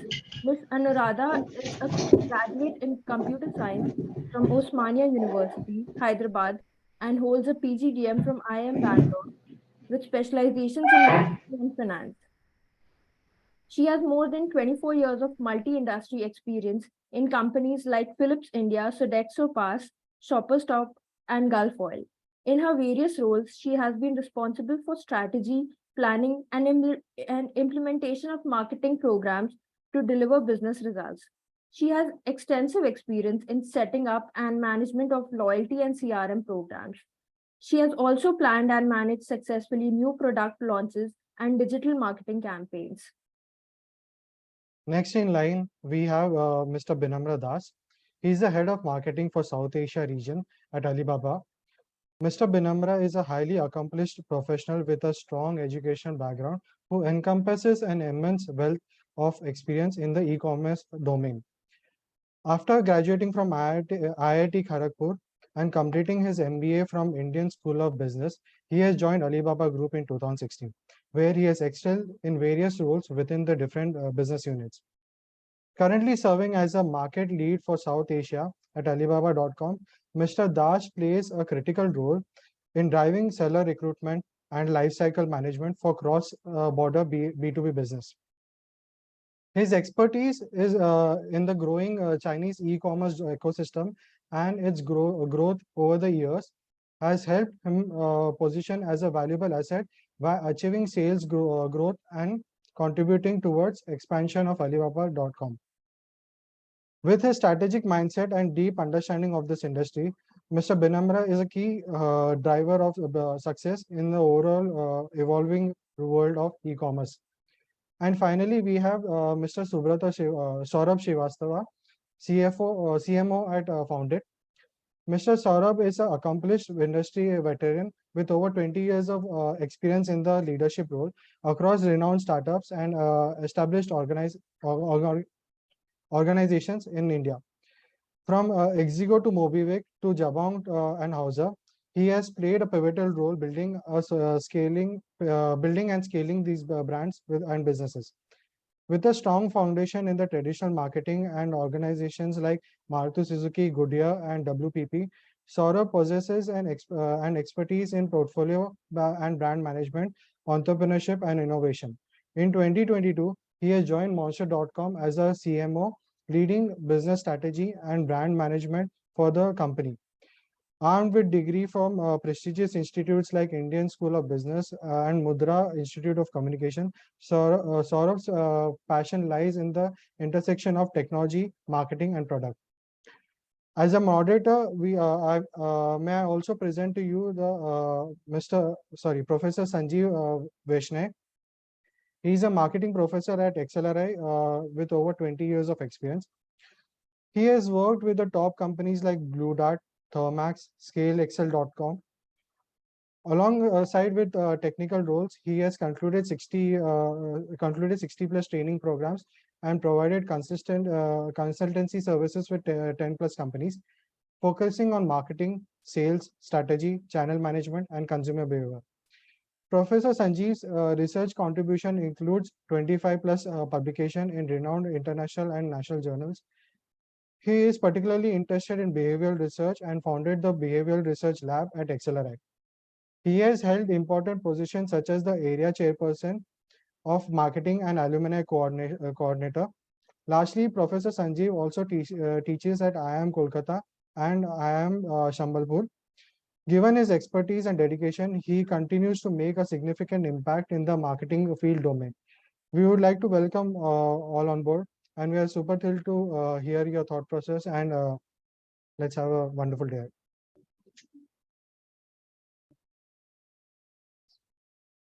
So Abhishek, am I supposed to take over now? Yes, sir. Okay. Okay. Good morning, everyone, and welcome to Anuradha, Ranjit, Binamra, and Saurabh. It is a pleasure to have you on board. I'm sure next 1 hour is going to be really great, and we'll have a great discussion. Thank you for joining us and giving your Sunday time. I'm sure Sunday is precious to all of us, and giving your time on Sundays, I can really appreciate that. Thank you very much. Okay, so the way I think we like to start is very simple. I think everyone is aware of the topic in terms of data-driven marketing. I'm sure each one of you have got your own experience in terms of marketing and how you have been able to utilize data over a period of time. So maybe if we can have a quick thought from each one of you, and that will, I think, start the ball rolling. Fine. So over to you. Maybe we'll start with Anuradha or Saurabh. Anybody is fine. Yeah. Okay. Happy to go first. Thank you so much, Professor, and thank you, the team at Xlri for having us here. I'm extremely excited to be in the august company of all the seasoned marketing practitioners over here. I think the topic is something which is very, very close to all our hearts across so many, businesses that we've handled and the brands that we've handled. I think data-driven marketing today holds a very, very important, place in the entire marketing stack. But what I would want to say as my first thoughts, and we'll kind of dig deeper on this topic, is that first and foremost, I think even before you start anything, it is important to visualize the kind of data that you sit on. So I think what is very important is to collect and unify the data first, and then figure out what you want to do with that data. Sometimes in our haste to start marketing campaigns quickly, one of the mistakes earlier that I've seen a lot of marketers doing, and in fact, I've been also a culprit, is that you take up data and you start building your marketing campaign without analyzing and understanding what that data set is. So I think first and foremost, that's the first step. And then from there, everything else starts on how you understand the user behavior, how you segment them, how you build your cohorts, and so on and so forth. Okay, I'll go second. So good afternoon. I'm Anuradha. So it's for me, it has been it's really ironic that I'm on this panel in one way, which is that currently I head marketing for JSW Paints. I can tell you I have no data. Okay. And this is not the first time in my career when I'm coming where I have no data. It's a great thing. We have some retailers and we have a bit of data on influencers, etc. But we have no consumer data yet. There is another part of my career in Shopper Stop when I started, similarly, no data. Okay. But we put together something where we got tons of data. Okay, over a period of time, I think we had so much of data that we didn't know what to do with it. Okay. And how we went about, segmenting and in an era. So the lady who introduced said that digital enables you to, but I can tell you, ma'am, that we did not always work in the digital era. And we really went about the hard way because we had so much of data from zero data. We had so much of data, we didn't know how to do it. And Excel was not the Excel you see today. It had more significant limitations. So how do you segment? How do you create cohorts? How do you do predictive analytics and probability modeling to build outcomes? Because also the buy-in, we are all corporate beings, okay? We need to get the buy-ins of people in the company that this kind of thing will deliver. I'm talking 2002, 2003, when the whole approach in marketing was to do hard-hitting, impactful ETL campaigns, because till date, the cost per reach remains the lowest in TV. Okay, so basically, how do you get their buy-in to put money here? Okay, and get the delivery. And always the thing comes that if I do not spend the money here, but spend it somewhere else, will I get better bang for the buck? So somewhere, I've started again in JSW Paints to build this from scratch. We'll get there. Thank you. Great. We'll move on to Ranjit. Hey, thanks, Professor, and thanks the team for having us here, and thanks for co-panelists as well. I'll start from where Anuradha left, right? At an AirAsia or an airline, we comes with a lot of data. Where she starts with no data, and we have only data to deal with, right? Where in any booking process or in anything to do with booking, your data is very important, and from Google or an anonymous users to login users and other things. And that's one side of it, right? And second thing is, today's, like Anuradha said, today's the ROI or to anything to get an approval from a management for a budget, and everything depends on what is in that ROI that you bring it back to the table, right? On how many bookings, how many load factor, and depends on each business is how they are returning, right? And that has changed. Today, it's very clear. Your budget is also like data driven. It is no more whims and fancies of anyone. And we are the only sole airline partner in Tata New program, which is the largest the loyal member, and I have some of the use cases probably, and subsequent session I may be able to take it up. But we have a lot of use cases, where we use this data as right, where we collecting from COVID, we've been collecting PIN code or address, and how do you utilize those PIN codes, or how do we collect, certain things, how you book meal, and how to use those meals, and I have a lot of interesting cases, we can discuss on data side of things. Yeah, looking forward. Okay, thank you, Ranjit. Over to you, Binamra. Yeah, I'm the last one, it seems. So thank you everyone for having me here today, and thank you Xlri for organizing this for the students. Yeah, I'll also like to start with what other panelists have said. When in 2016 we joined MBA, the first thing that was told was, I think John Wanamaker's quote or something. I always spend 100% of the marketing budget and 50% is wasted. But the problem is I don't know which 50%.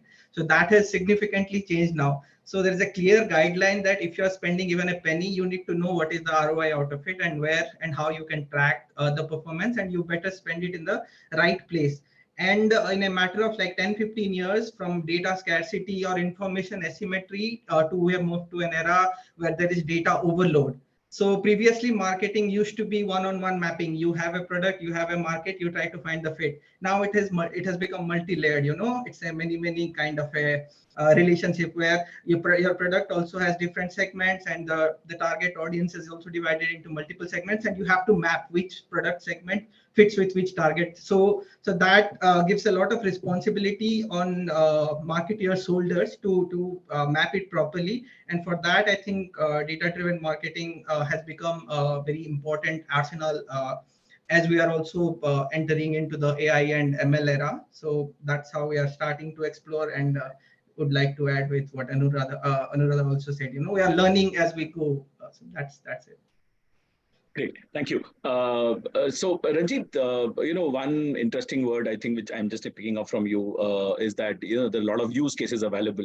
So I'm sure if each one of you can just share one kind of a use case where data has really helped you guys in terms of your marketing and developing your marketing campaigns or tracking your customers or getting better customer insights or developing new products. So if you can, each one of you can share one use case which typically stands out for each one of you. I think that will be a good learning for all of us as well. So I think I wanted to change the order. I'll go first, right? I want to pick up this. It's quite interesting, which we've been longing, right? We know that Tata for a fact that being across in we're salt to steel conglomerate, right? We've been there in almost all the business, and there've been a lot of data across. And if you look at each business units, it isn't data are isolated, right? And being an airline, being in a hotel, and being in Tata Motors or be Tanishq or be Titan, or there are a lot of data across. Each one runs its own CRMs, right? From Freshdesk to Salesforce to multiple different systems, and bringing that back. Probably we don't know what is a consumer all about. If you look at what is the data consumer platform, or how do we build this? That was a challenge when we started this project of bringing in all the data together and build a super app and migrate all the data back into one system and profile to various brand, right? Probably I can something like from currently the data it's stitched from AirAsia, Big Basket, Chroma, Cult, Taj, Qmin, 1MG, Tata Click, Titan, Westside, Tata Play, Tata Motors, and few things around Q as well, right? With this we will know there is one use case which I want to talk about during COVID time, right? So there was an COVID test was mandatory. And I know that I was an airline as a thing, and I was flying into Jamshedpur, I was flying into Ranchi. I know the state regulation. So this was one of the audience to remarket for a brand like 1MG to, hey, hi, Ranjit, why don't you do a test here? Right, why don't you do a test? It's a real-time use case. The test was mandatory to reach at that specific case, right?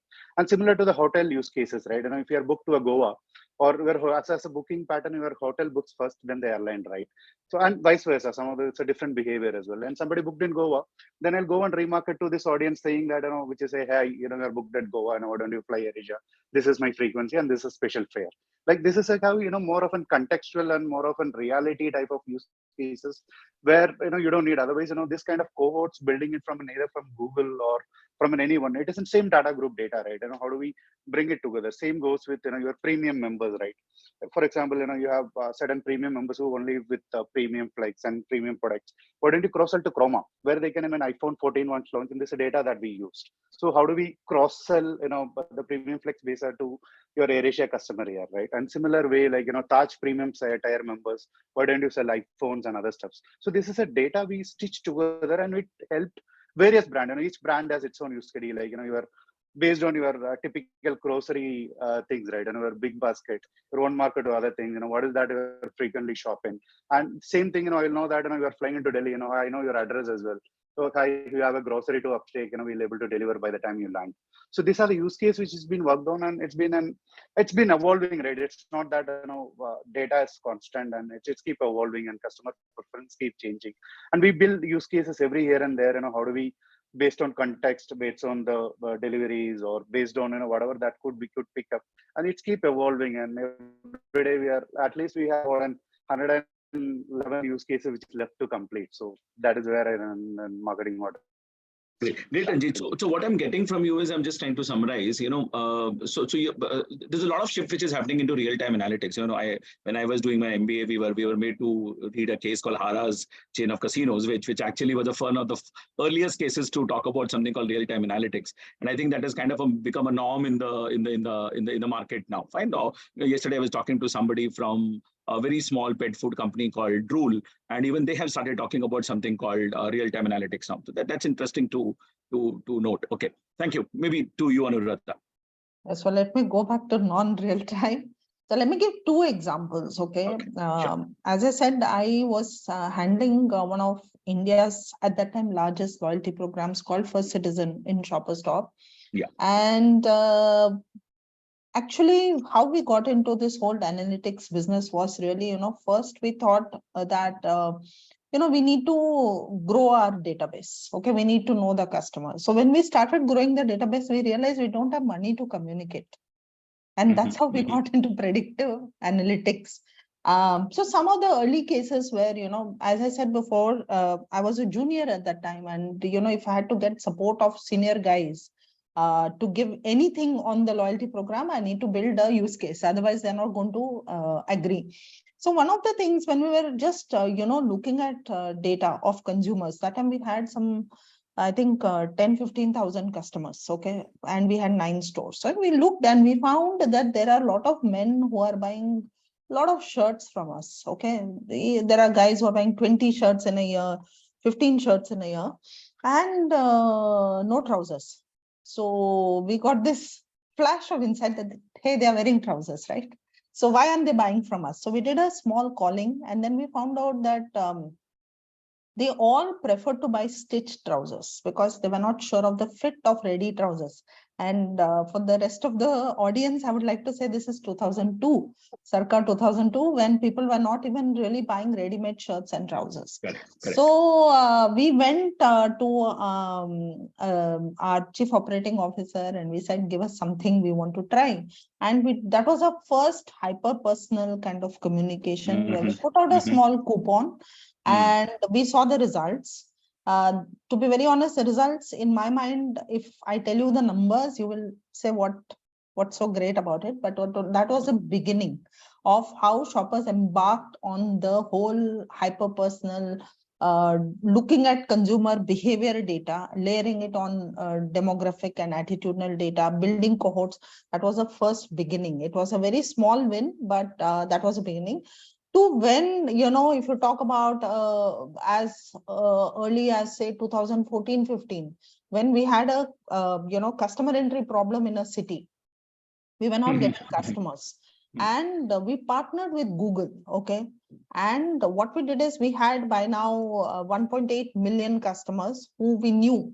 And we were able to kind of, segment this data, okay, into various cohorts. Some people we sent out emails, some people we exposed the ad on YouTube, some people we did nothing. To some people we sent out a physical communication, to some people we got the store to call, okay.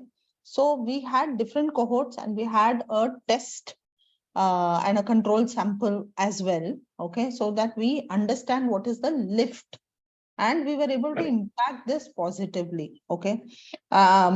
We measured both online sales, by then we had an e-commerce platform, and we were able to measure the lift in online sales. We were able to measure the lift in offline. So people who saw this ad and went to the store, and people who saw the ad and went online, we were able to map the full customer journey, and that was a more advanced and sophisticated way, leveraging all the digital tools that were present in 2016. Okay.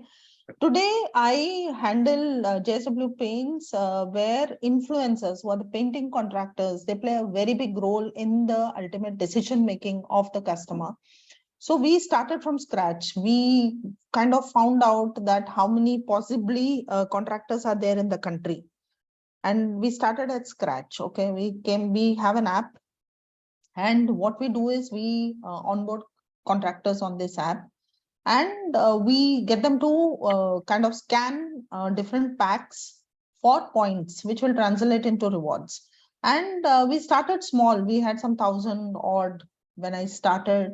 To today, we have moved up to about 25,000-30,000 monthly active users on this app. That means they're actually buying our products.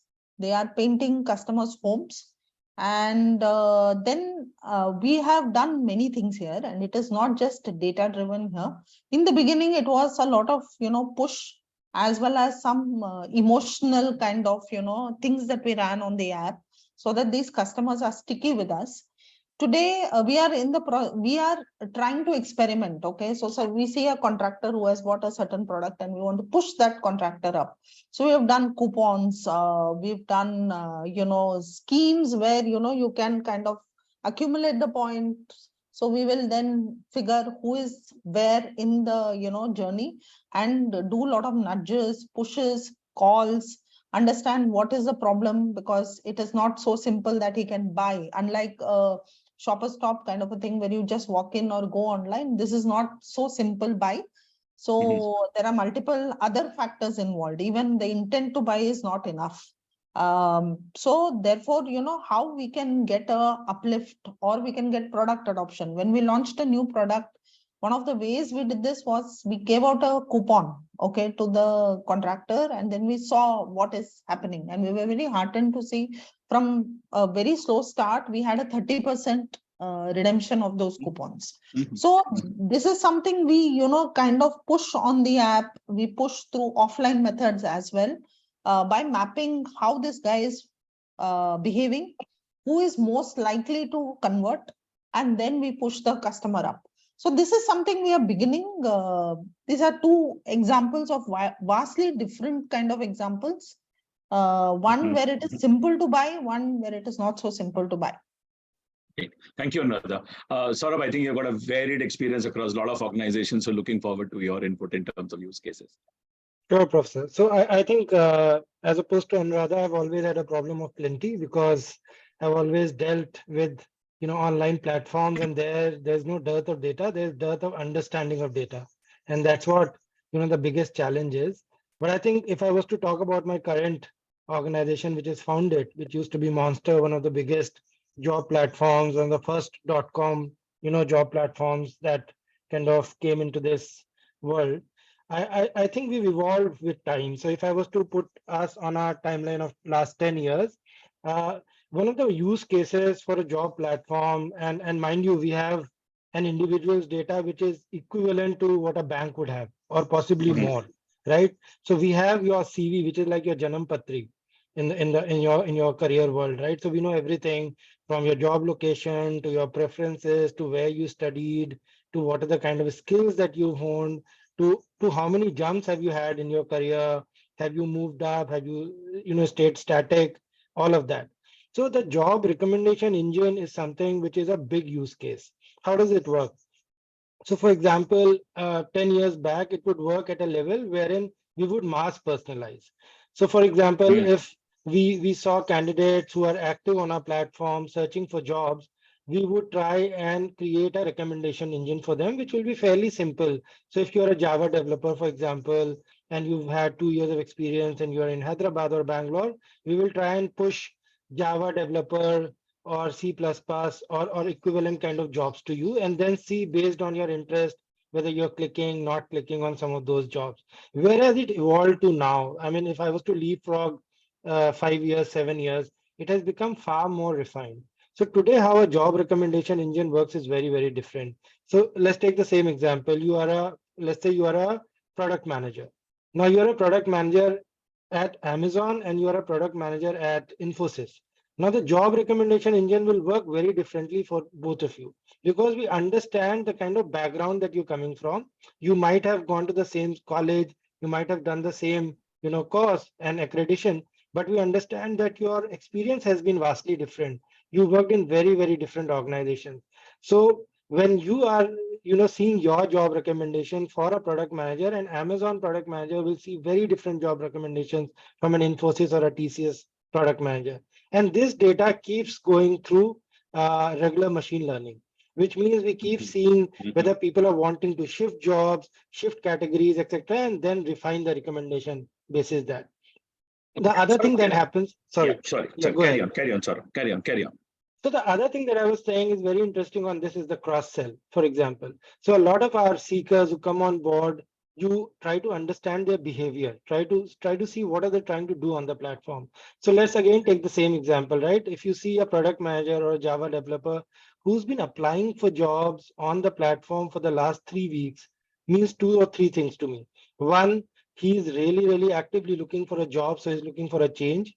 2, he is not getting through. So 3 weeks he's been applying, possibly he's not getting the calls back.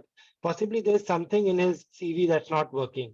So simultaneously we start, communicating CV with making him services. around CV making solutions or undergoing assessment so that you can have skill badges, so that the recruiter starts seeing you from a different light. And that is how, rather than being just a job platform, you become a career management platform, which is where you understand the individual needs, and at an individual level, you are able to kind of suggest what that person needs to do to achieve whatever they want to achieve in their lives, in their careers. Sorry, you were asking something in between. Yeah. So I think something interesting which came up. So you're saying that, okay, you look at if a guy has not been able to, he's been clicking, but he's not been able to get a job. And so something is missing in his career. So you're doing a lot of predictions and you're doing a lot of analytics out here. Fine. So can you be a little more specific as to what is it specifically getting used out here? Sorry, what do you mean when you say what is getting used? So what kind of analytics is happening in this particular area? Okay. Okay. So there's a lot of predictive analysis that's happening. There's a lot of probability analysis that is happening. So what you're also doing is you're looking at a cohort level, the behavioral patterns, and and people are moving across cohorts. So these cohorts are not static in nature. So it's not that you belong to a certain cohort and 3 months down you're in the same cohort. You move different cohort. So both of those are the engines which are driving this machine learning at this moment. And also what is happening as a result of that is dynamically you are able to service your customer. You are able to understand the needs. Does he need to be called to be explained that what is missing in his CV, for example, or is it a chatbot that is able to serve his needs? So you also make those decisions as you move through these cohorts. So it's very not really real time, but within a span of, let's say, 24 to 48 hours that the engine kind of analyzes data, reaches out, figures out the behavior and the trigger, and then based on that trigger develops a pattern and then serves the customer. Okay, great. Thank you, Saurabh. Over to you, Vinamra, if we can have some use cases from your side as well. Yeah. Sure. So I come from an e-commerce background, so I'll try to give an example of that. So let's talk about simple e-commerce. If a person or a buyer searches anything, and he or she sees a lot of products or sellers that he or she can buy from, then how the platform or the algorithm decides which sellers goes on the top, right? And because I look after the seller lifecycle management also, while 3-4 years back we used to onboard sellers, there was a playbook sort of a thing where we used to tell the sellers, okay, these are the 5 things or 6 things you need to do in order to perform better in the platform or get good businesses from the platform. But over the years that has become very mathematical. If a seller wants to improve their star rating, so that is basically one strong North Star metrics, you can say, by which you can analyze all the other supporting things that helps a seller gets his or her products on the top. So there are multiple things like what kind of products you're posting, what is the quality of products, what is your response rate, and all those things. So previously they used to also not find out which are the factors that are actually not contributing properly, so that their star rating is going down. But right now, because of the predictive analytics that we are using in our platform, the platform is very meticulously calculating it and telling them, okay, you are at this star level, and going forward in the next 3 months your predicted star rating is also this.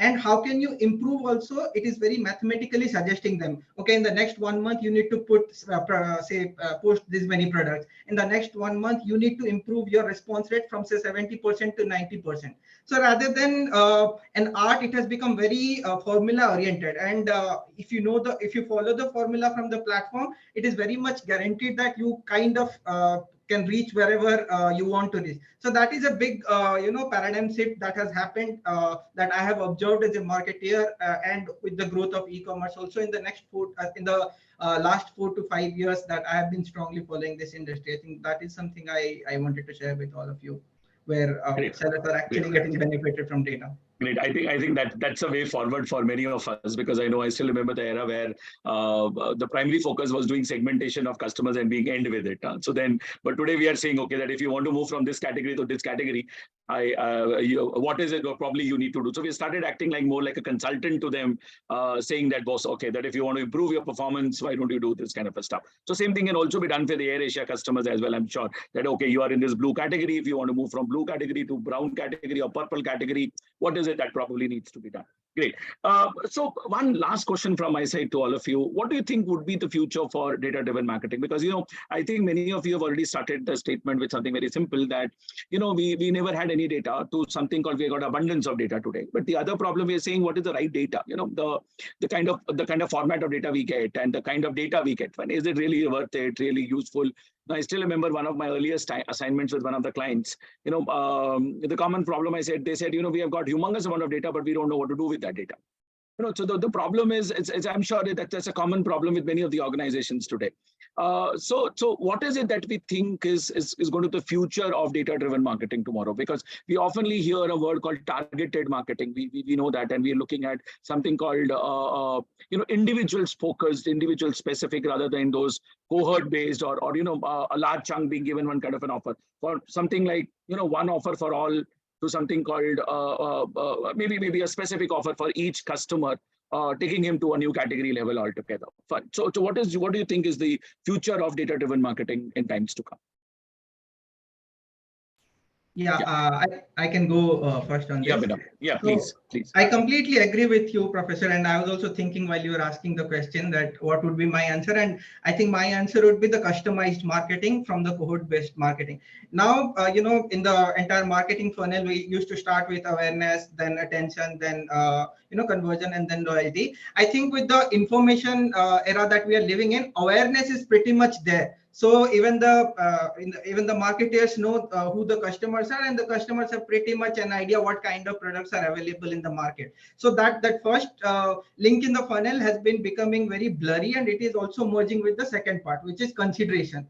So that brings us to very customized kind of marketing, where you need to find out which stage of the information that the customer is at, and then segment them accordingly. And the segmentation can start from as broad a perspective such as the demography or geography or say socioeconomic status, to as deep as how they're responding to your marketing campaigns. And then accordingly you need to tweak immediately. And the third important thing that I would like to highlight is about the targeting. Even in targeting, it is very important that the targeting becomes very customized. Right now we are having templates where the marketing automation is automatically taking users' name, their personal behavior, and tweaking it, the campaigns for it. Not just talking about Google, Facebook, or all paid marketing campaigns that we run, but the in-house CRM marketing that we are doing also. It is very well aware where the customer is at, and accordingly what kind of message the customer needs to get. So we are getting there. I think we just started and scratched the surface as of now, but long way to go. I think that is the future according to me. Okay, let me try to answer this in I think marketing fundamentals remain the same. I personally don't have the luxury of saying awareness and interest are given. I don't have that. Yeah. Okay. So for me, IDA continues to triumph. Okay. So there is no change. We need to know the customer. We need to understand the customer needs. We need to map the customer journey. But what has changed is the customer has changed. In my mind, the customer has become more challenging, more demanding, because there is a plethora of tools, marketing automation that is available. So the customer is like, you please personalize. Whether you want to do cohort at the back end, you want to do one offer fits all, I don't care. As a customer, I'm one. Okay. When I get an offer, when I get a communication, it should be relevant to me. It should look like you're speaking to me after knowing me. How you do it is your lookout. Okay. So it's become more challenging from the customer point of view, and from a marketing perspective, whether or not we have data, whether we have marketing automation, whether we have technology, it doesn't matter. The customer, we have to minimize, we have to move the customer from an unidentified, uninterested customer. We don't know who the customer is. We don't know whether the customer is interested in your product, in your service, to an identified, perhaps uninterested, to an identified interested, to a retention kind of, identify advocate.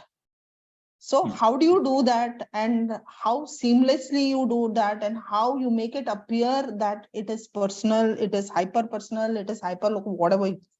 So therefore, how do you minimize the customer acquisition cost? How do you maximize the lifetime value of the customer? It is a big challenge for us as marketers. Data is going to be there.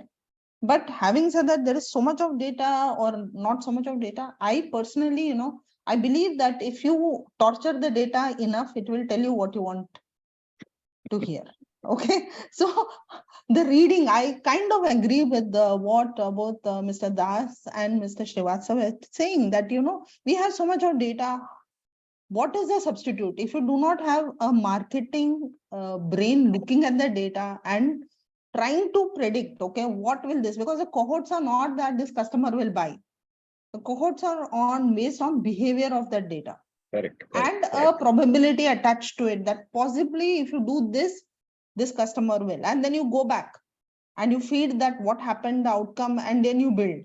So with ML, AI coming in, it will be hopefully easier. But I think the marketing fundamentals of knowing the customer, understanding the needs, mapping that will not change.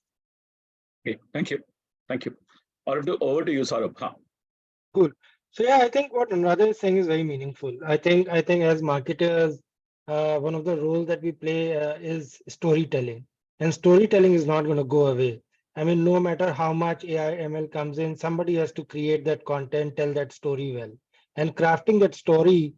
Human intelligence will triumph over artificial intelligence at any point of time, right?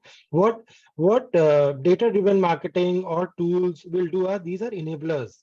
So what they do is they actually free up your time from some of those mundane tasks. Like I remember way back in 2007, 2008, when we started doing email marketing campaigns, my team used to spend hours and hours and hours just kind of calibrating, setting them up, right? Today, it is, in a matter of seconds, in a matter of minutes that you can do that. So that is how marketing leaders, marketing teams need to see these tools. They will take away your mundane and give you time to be more innovative, more creative. And that is how I see this world. The other very, very important part is data privacy. As marketing leaders, we are the custodians. So it is very easy today to collect data. Maybe for Anuradha is still a challenge because retailers to the end user. But I think otherwise it's very easy to collect data, and everyone wants to collect data. But do you know what are you going to do with that data? Correct, Do you know the output that you're looking for? So be very, very wary of what you're collecting. Always tell the customer that you're collecting the data for a specific reason and use it for that reason. Because if you do not do that, the customers will start losing trust. And once they start losing trust in a brand, that is where that's like not a good position to be in. So I think those are two very important points. One, a human intelligence will continue to do the storytelling, crafting the content, and two, data privacy and usage of data before even you collect data is very, very important to know. I just like to interject. I'm in paints right now. Retail has a lot of data. Yeah. No, I know. I've dealt in tires, Anuradha, so I know what you're saying. Yeah. Great. Yeah, over to you, Ranjit. Yeah. So like I agree, marketing means storytelling across, right? But why I took it another way, right? Marketing always been a gambling, right? I'll treat it in this way, like, it is always, you've been communicating to setting certain target audience, and you've been always pumping the budget behind it, who will and potential audience. So we are been, mostly the gamblers across. So what I see as a future is, some of the use case, is again, back to Anuradha and this thing.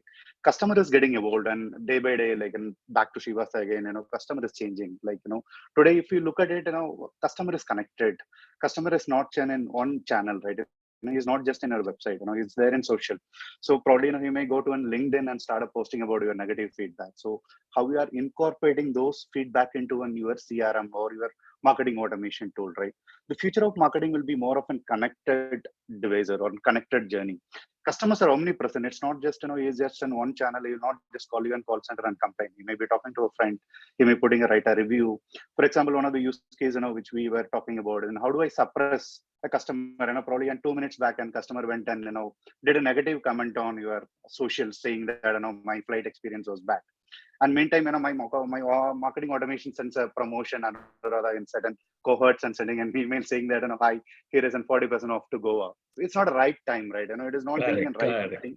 Though we be in a marketing thing, we need to, I think it is also about an importance to be in relevant and what time, where to suppress, where to push things, right? And it's going to be in real time. Then the other use case was, which we've been working on was, the prioritizations, right? The marketing will always move on these things. For example, Saurav got a flight today and Binash got a flight tomorrow, right? And Binamra is more often my higher loyalty tier and Saurav is my lower loyalty tier. Whom should I prioritize my call center call to, right?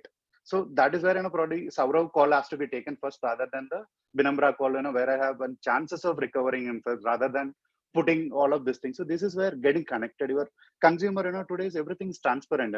Consumer knows, what do you do at backend, right? And what altitude I'm flying. There are a lot of enough apps to know what is in backend configuration or how do us all of this thing. It's about being transparent and being relevant and getting connected. All the channel is going to be in future, right? Customer is across, so you can't avoid. Like, you'll be sending on something on social. Yeah. Ranjit, that leads me with a very interesting question, and I think I'm sorry I'm taking away time from the students, but quite an interesting topic for me because I started my CRM journey way back with Madura Garments, I think in 2006, 2007. So one of the earliest CRM programs we worked on with Madura. That was one of those early days. Now I just want to come back to you, Ranjit. Connected is fine. I can understand that, and the amount of the plethora of data we have is a huge amount of data. We are also prioritizing. We are doing a lot of that stuff. But then, what is the ROI of this data driven? That's a bigger question I'm trying to ask you. See, ultimately, I'm bothered about that. Was okay. If I'm able to prioritize, if I'm able to do a targeting, ultimately it boils down to did that customer respond? Did my ROI ultimately went up? So if yesterday, I was talking to Sival Srinivas, who happens to be the WPP chairman, the country head in India, he's also our alum. And he was sharing one data with us and he said, Sanjeev, till yesterday, almost it used to be 50-50 between digital and non-digital kind of stuff in terms of advertising and all that kind of stuff. But today the ball is something like 90-10%. Just understand the amount of money which the companies are spending today has shifted from something called 50-50 to something called 90-10, where 10 is the regular television and 90% is moving onto the digital platform. Fine. Now, if that's the kind of case, the larger question comes by, you very beautifully, somebody made a statement that 50% is right, 50% is wrong, but we don't know which one is 50%. But now the problem is it is 90-10. So the whole point comes down to, is my marketing effort correct, right, wrong? And will data be able to help me in doing that little better? And how much amount of analysis do I need to do? Too much of analysis also becomes a paralysis kind of a stuff. So I think we need to also take that kind of a viewpoint as well. I'm just trying to put a little devil's advocate out here. Yeah, Ranjit. Ranjit, you're not audible. Ranjit, we're missing your voice. Can you hear me now? Yes. Okay. So I'll give a quick use case, right? I think I will not take much of time, this thing as well. See, as an airline, we are having about 170 odd commercial system which we are connecting to run an aircraft, right? From CRM to flight back engine to all of those stuff, pilot, crew operation and other stuffs. And commercially, then you prioritize, what you wanted to bring it to your these things, right? I can integrate all of these things. And at a commercial level, we have about 7-8 major, like, Salesforce, the social listening tool, you bring down or you cut it down some of the things where it is not required. And within each of this platform, right, there are multiple columns, right? You have a lot of data and bring only the relevant data that will make sense. Like there will be duplication. You eliminate duplicate, right? And you have all of this this thing. You have a lot of dedupe logics, right? Probably you look back the use case that you wanted to solve, then stitch the data in such a way that it solves your use cases. That will help you to understand my ROI. For example, one of the ROI was I wanted to sell this thing and then upsell a seat, right? So all I need to is bring back the data where somebody's who's been buying a specific seat. Then we run a use case that should I run an offer or not run an offer? He's already buying a 14A regularly. Rather, I'll skip to not run an offer for him. Rather, I'll offer somebody who's been not bought a seat again, right? So basically, my core goes back to selling an ancillary. So this is again, it's connecting various data. It is important as well. But you keep your use cases relevant. What is that you wanted to achieve? See, most again, then again, going back to customer experience, right? The second back is the customer also expect you to be, understand him, right? He's not a machine again. Like, you wanted to be like, I responded in certain way, and I have given my passport number at somewhere. Then it is equally important for me to fetch that passport data and show it to him. Right? It's not that just because I hide those data. So it is again, what is the use case that you wanted to solve in, and it is again, right? Too much of data is also a problem, and less data is also a problem. It's how you solve things and how you depend on the use case, and your business objective will drive, what is the data that is going to be. Awesome. So we're going more targeted in terms of the kind of data we want to pull out from the dump so that we are able to use. Yeah, Anuradha wants to I make have a statement. different perspective, really. See, we are saying ROI in terms of sales, upsell, cross-sell, Correct, buy, correct, sell a more profitable product that you have. But, today that era of not having any measurable outcome for a marketer is gone, okay? So when I do TV advertising, then also I expect the needle to move. It may not result in sales, but I expect to build some kind of a linkage between what I was saying in the ad to what happened on ground. Now the needle can move not necessarily only in terms of sales, but it can move in terms of brand awareness, in terms of messaging, going and hitting and, moving up from awareness to consideration, or experimenting with the product, doing maybe a wall in your home rather than the full home. But something has to move, and that something has to be measured. So therefore, I think I don't know, but there are enough of us traditional marketeers around here still, and who think it is very great when we spend about 15% of our marketing budgets on digital, because we don't know our consumer yet. Okay. Yes. So, so for us also, it's no longer that old era where, we'll do big TV ads and you will just keep quiet. We need to show what moved. So and therefore, what is the ROI of our campaign? So that is something that I think we should keep in mind, because TV AdX, all said and done, is growing, and it is still the largest. Yeah, there's one more point that I would want to add there. And I had the fortune of working with Srini, professor, early on. He was my boss at WPP. So one of the things here, which is a little fuzzy now, is digital and non-digital. Well, it's easy to say digital and non-digital, right? I appreciate that. that. So now, what is your audience watching? Let's say they're watching Hotstar on a TV. They're watching a match. Is this digital or non-digital? Are you serving a TV ad still, right? And they're watching it on the big screen. Awesome. Unfortunately, it behaves like a TV ad only. Hotstar on TV is TV. Because your consumer moved, hence you had the need to move. It's not that you moved before your consumer. The consumer was always ahead of you. Yes. I appreciate that part. Great. So I think I've taken a lot of time in this conversation. So maybe over to the students if they want to ask something to the esteemed panelists. I'm reading few of the questions out here are revolving around privacy.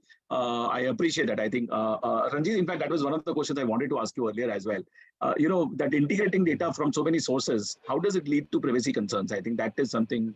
I'm not interested in sharing my data with Big Basket, but yes, I'm interested in sharing with my data with Taj Hotel. I want to do it. So a lot of privacy concerns are. I'm continuously getting that pop-ups from you, which I'm not interested into. So how do you take care of those privacy? And I'm sure many of the students also want to ask this question around privacy. It's about being transparent, right? What you are built up to. So when you sign up to the program, until unless there is a data, until unless you don't sign up, I don't activate your data. So that's how the data architecture that we built in. So as soon as you get into this platform, you'll be in a non-loyal bucket, and subsequently when you sign up, okay, I wanted to share this data with the rest of the brands. You have an option to choose, where do you want to share your data, and subsequently your loyalty scales up, right? And it's not necessary. And all of this data, it's based on the customer intent. It's not that we've been forcing that and we've not got a communication. Ranjit, I have a big counter on this, and I'm sorry for this. The moment you make a statement that the customer has signed for it, many of us sign it in ignorance here. So I think let us appreciate that somewhere. I think many of us signed it. I don't even know when did I sign for HBRA. I never knew that I signed it for ICICI Bank. I never knew that, to be very honest. So you are assuming my ignorance as my willful acceptance of your popping ups of data. So I don't know. Not also, right? I'm also coming with that, you have an unsubscription or a top subscription, that you can opt out anytime. It's not that, you've been used to getting an HBR and email, right? Scroll down to the email, there is an unsubscribe button, it is instantly activated, there is nothing that, you need to live with this, right? Yes. That is how it is like, it is by never been there, right? It's not just this marketing. It is same goes with traditional marketing also, right? Again, your customers are wanted to run away from ads and marketer chase them with ads, right? And that's been the great story across that we've been teaching across, right? TV ads, it's nothing that not I intended, right? So today, like you can, like, that is what I'm saying. So it comes up also with the option of moving out, or and with all this, right now look at your Play Store and your app store. We've been working with and publishing this other thing. It's very stinting. You should give a privacy to the customer to a non-logged in journey or a non-personalized journey.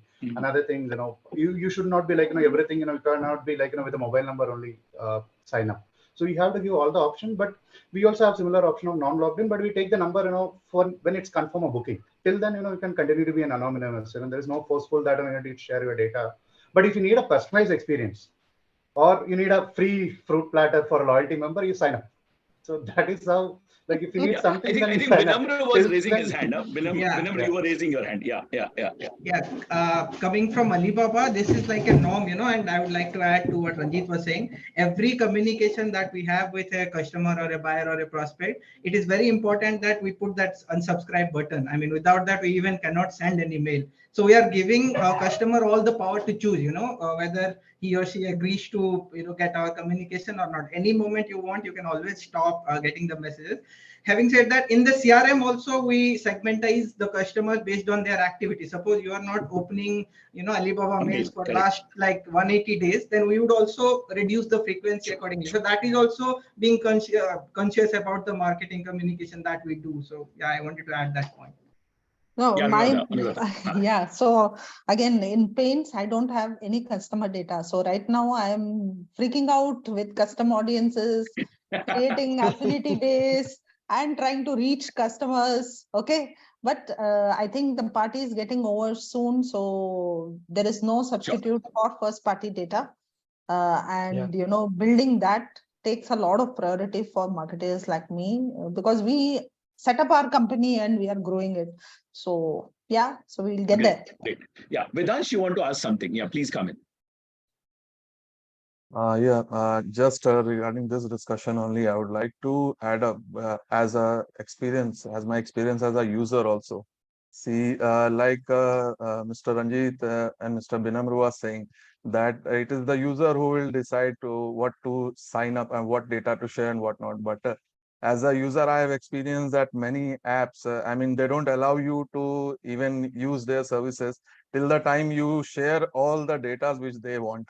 So, and just input from Mr. Ranjit also, there is no such pop-up at that time of any premium service that, okay, you take this premium service and you don't need to share these all data. So this is a feedback and just something to add to it.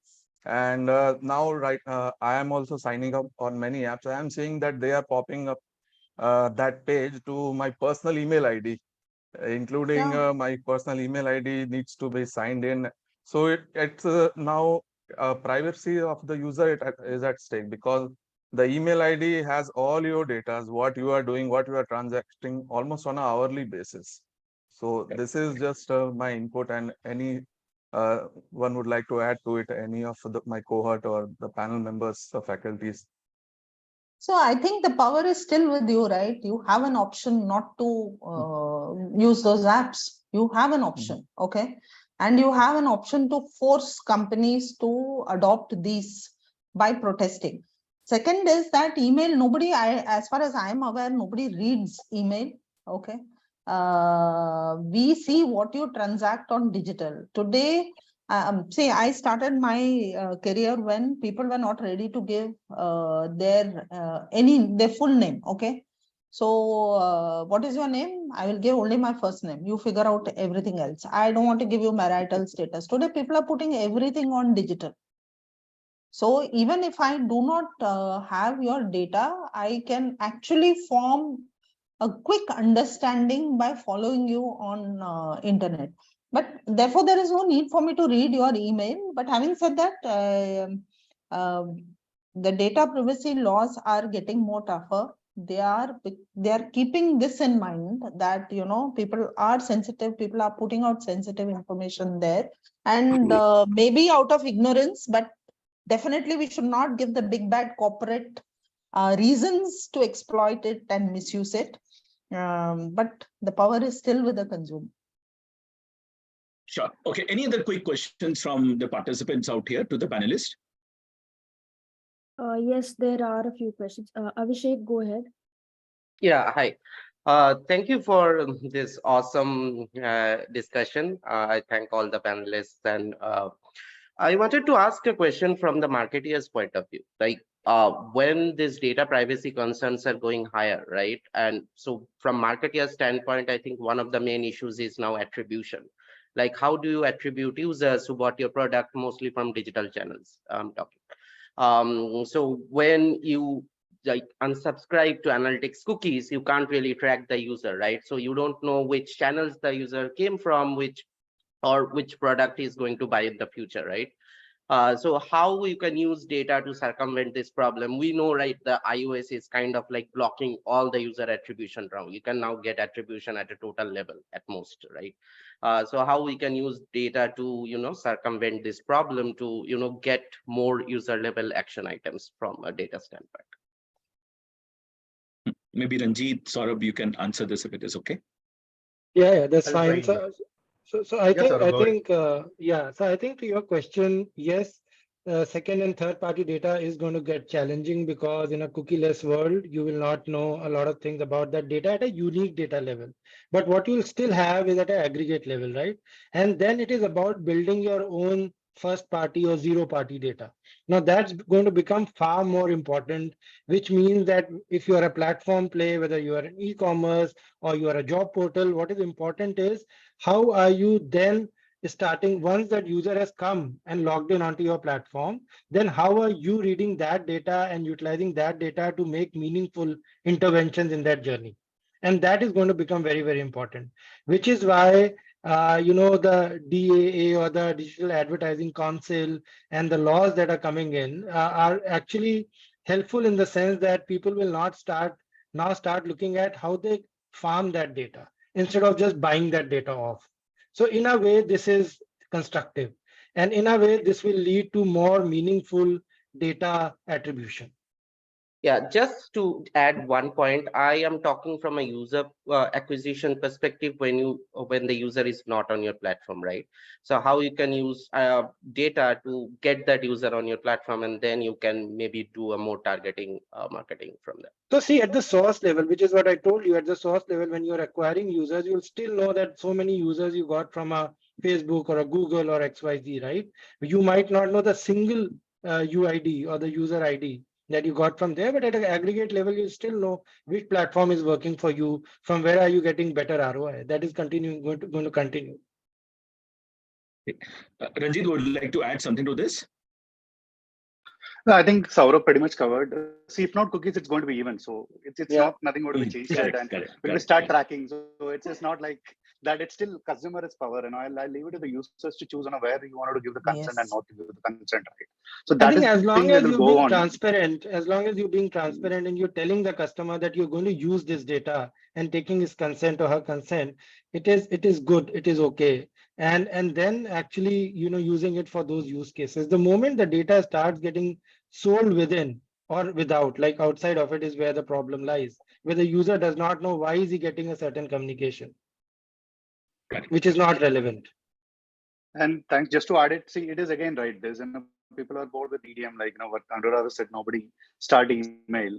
Now we are bombarding with WhatsApp, right? It's a meta that it started, and it is comes with the most costly, but that is where you need a segment and see, who is the pro conversion. So if tomorrow, if not meta, there is something else is going to come up, right? That is, it's if not cookies, it's going to be an events, if not this, there's a lot of things, which like I started this erasure journey when internet penetration was about at 6%, like way back 13 years, right? Today I'm sit on moving about and 47%.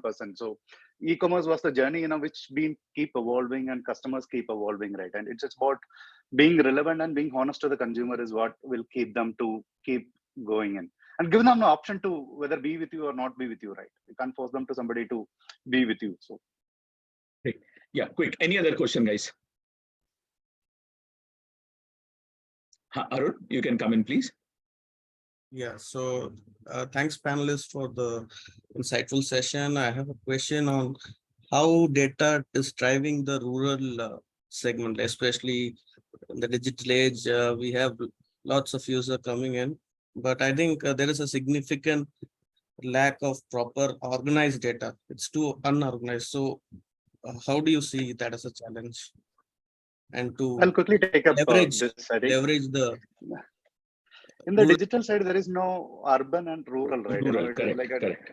So it is within Google Map with a lang plot, it is like at every 4-second ping, there is nothing left. At every pin, it is about at 4 seconds, you may not move more than 100 meters, which means that there is nothing left to not to track as such. So that is how, look at drivers delivering into a rural area, driver delivering into an urban area. So today, everything getting captured. So I think thanks to COVID and other things, thanks to delivery and other things, a lot of people has expanded their, delivery centers, beyond urban. Now we can sit and order from somewhere 5th grade or somewhere in Northeast and order these things, right? That's how the evolution which happens. But again, the time and other things, which mean come in shorter as well. So I think it is very, I don't see a difference here, like rural and urban. Yeah.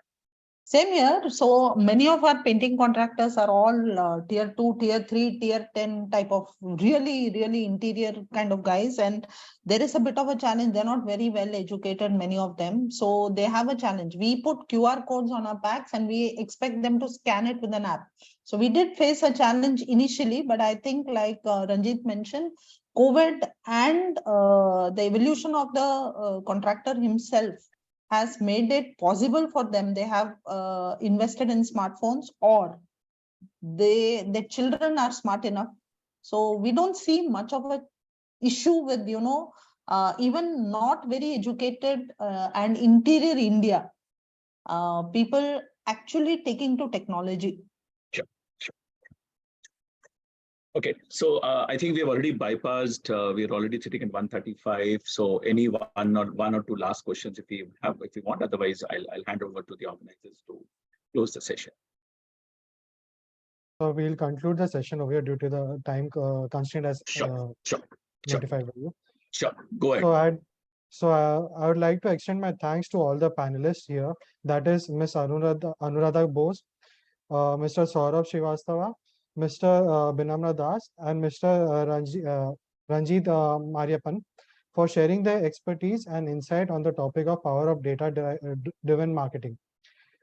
In summary, data-driven marketing is incredible power in today's digital world. By correct analysis of large data, business can learn valuable insights about how consumers behave, like their likes and dislikes, along with their latest behavioral trends. This helps them create a targeted and personalized marketing campaign that really helps them connect with their audience and have a better sense of engagement, sales, and hence better business growth output. It is also observed that data-driven marketing campaigns allow for business to make smart decisions, help improve their strategies, and stay ahead of their competitors. It helps marketeers to understand their consumers' perspective better, share the right content at the right time, and build strong relationships. In today's fast-tracked marketing world, data is the key to success. I would also like to extend my gratitude to Professor Sanjeev Varshney for his exceptional moderating skills and for leading this session with finesse. Over to Shreya. As Okay. we near the end of Shreya, this, just one moment. So let me also extend my thanks and once again to all the panelists. I know it is really tough to come on Sunday, but thank you very much from my side as well. Yeah, Shreya. so as we near the end of this incredible day, I can't help but express my gratitude to for this amazing journey we have experienced together. The discussions and interactions we have had during this event have set the stage for our future growth in the years to come. Today, we have gathered here to celebrate and inspire the young minds and future leaders among us. It's truly a blessing for me to have been a part of this extraordinary event, the first ever marketing conclave, Mercatus, presented by the innovative flagship program, Xlri Online Learning. On behalf of the Xlri Online Learning, I want to extend my heartfelt gratitude to all the distinguished panelists. Your willingness to take out your time of your busy schedules and share your experience and expertise with us is deeply appreciated. Your contributions have made a lasting impact on our minds. We are truly grateful for your wisdom and guidance you provided. Now I call upon Adyasha, our Maxwell committee head, to give the final vote of thanks. Hello, Shreya. Thank you. So we extend our sincere gratitude firstly to Dr. Sanjay Patro, sir, the academic dean of Xlri, for his inspiring speech and inaugural ceremony. Special thanks to our associate dean, Professor Dipankar Bose, and all the program directors for their unwavering support. Especially, we would like to express a heartfelt appreciation towards Professor Kanakraj, sir, for his consistent encouragement, motivation, and invaluable guidance in making this event successful. With love and humble gratitude, we thank the incredible Maxol committee, volunteers, technical support staff for their dedicated efforts, which ensured a seamless and remarkable milestone in our journey. Thanks to our cherished XOL family, including Shreya and Abhishek, for their exceptional hosting. Your contribution brought immense value. We deeply appreciate all the attendees for their attentive presence and for the lending an ear to our thoughts. Wishing you all a wonderful weekend. Thank you. Thank you for giving your time today. Thank you, sir. Thank you very much. Bye-bye. Thank you. Bye-bye. Thank you. Bye. Thank you, everyone. Thank you. Yeah. Thank you. Thank you. Have a good day. Okay, we can leave now, I think.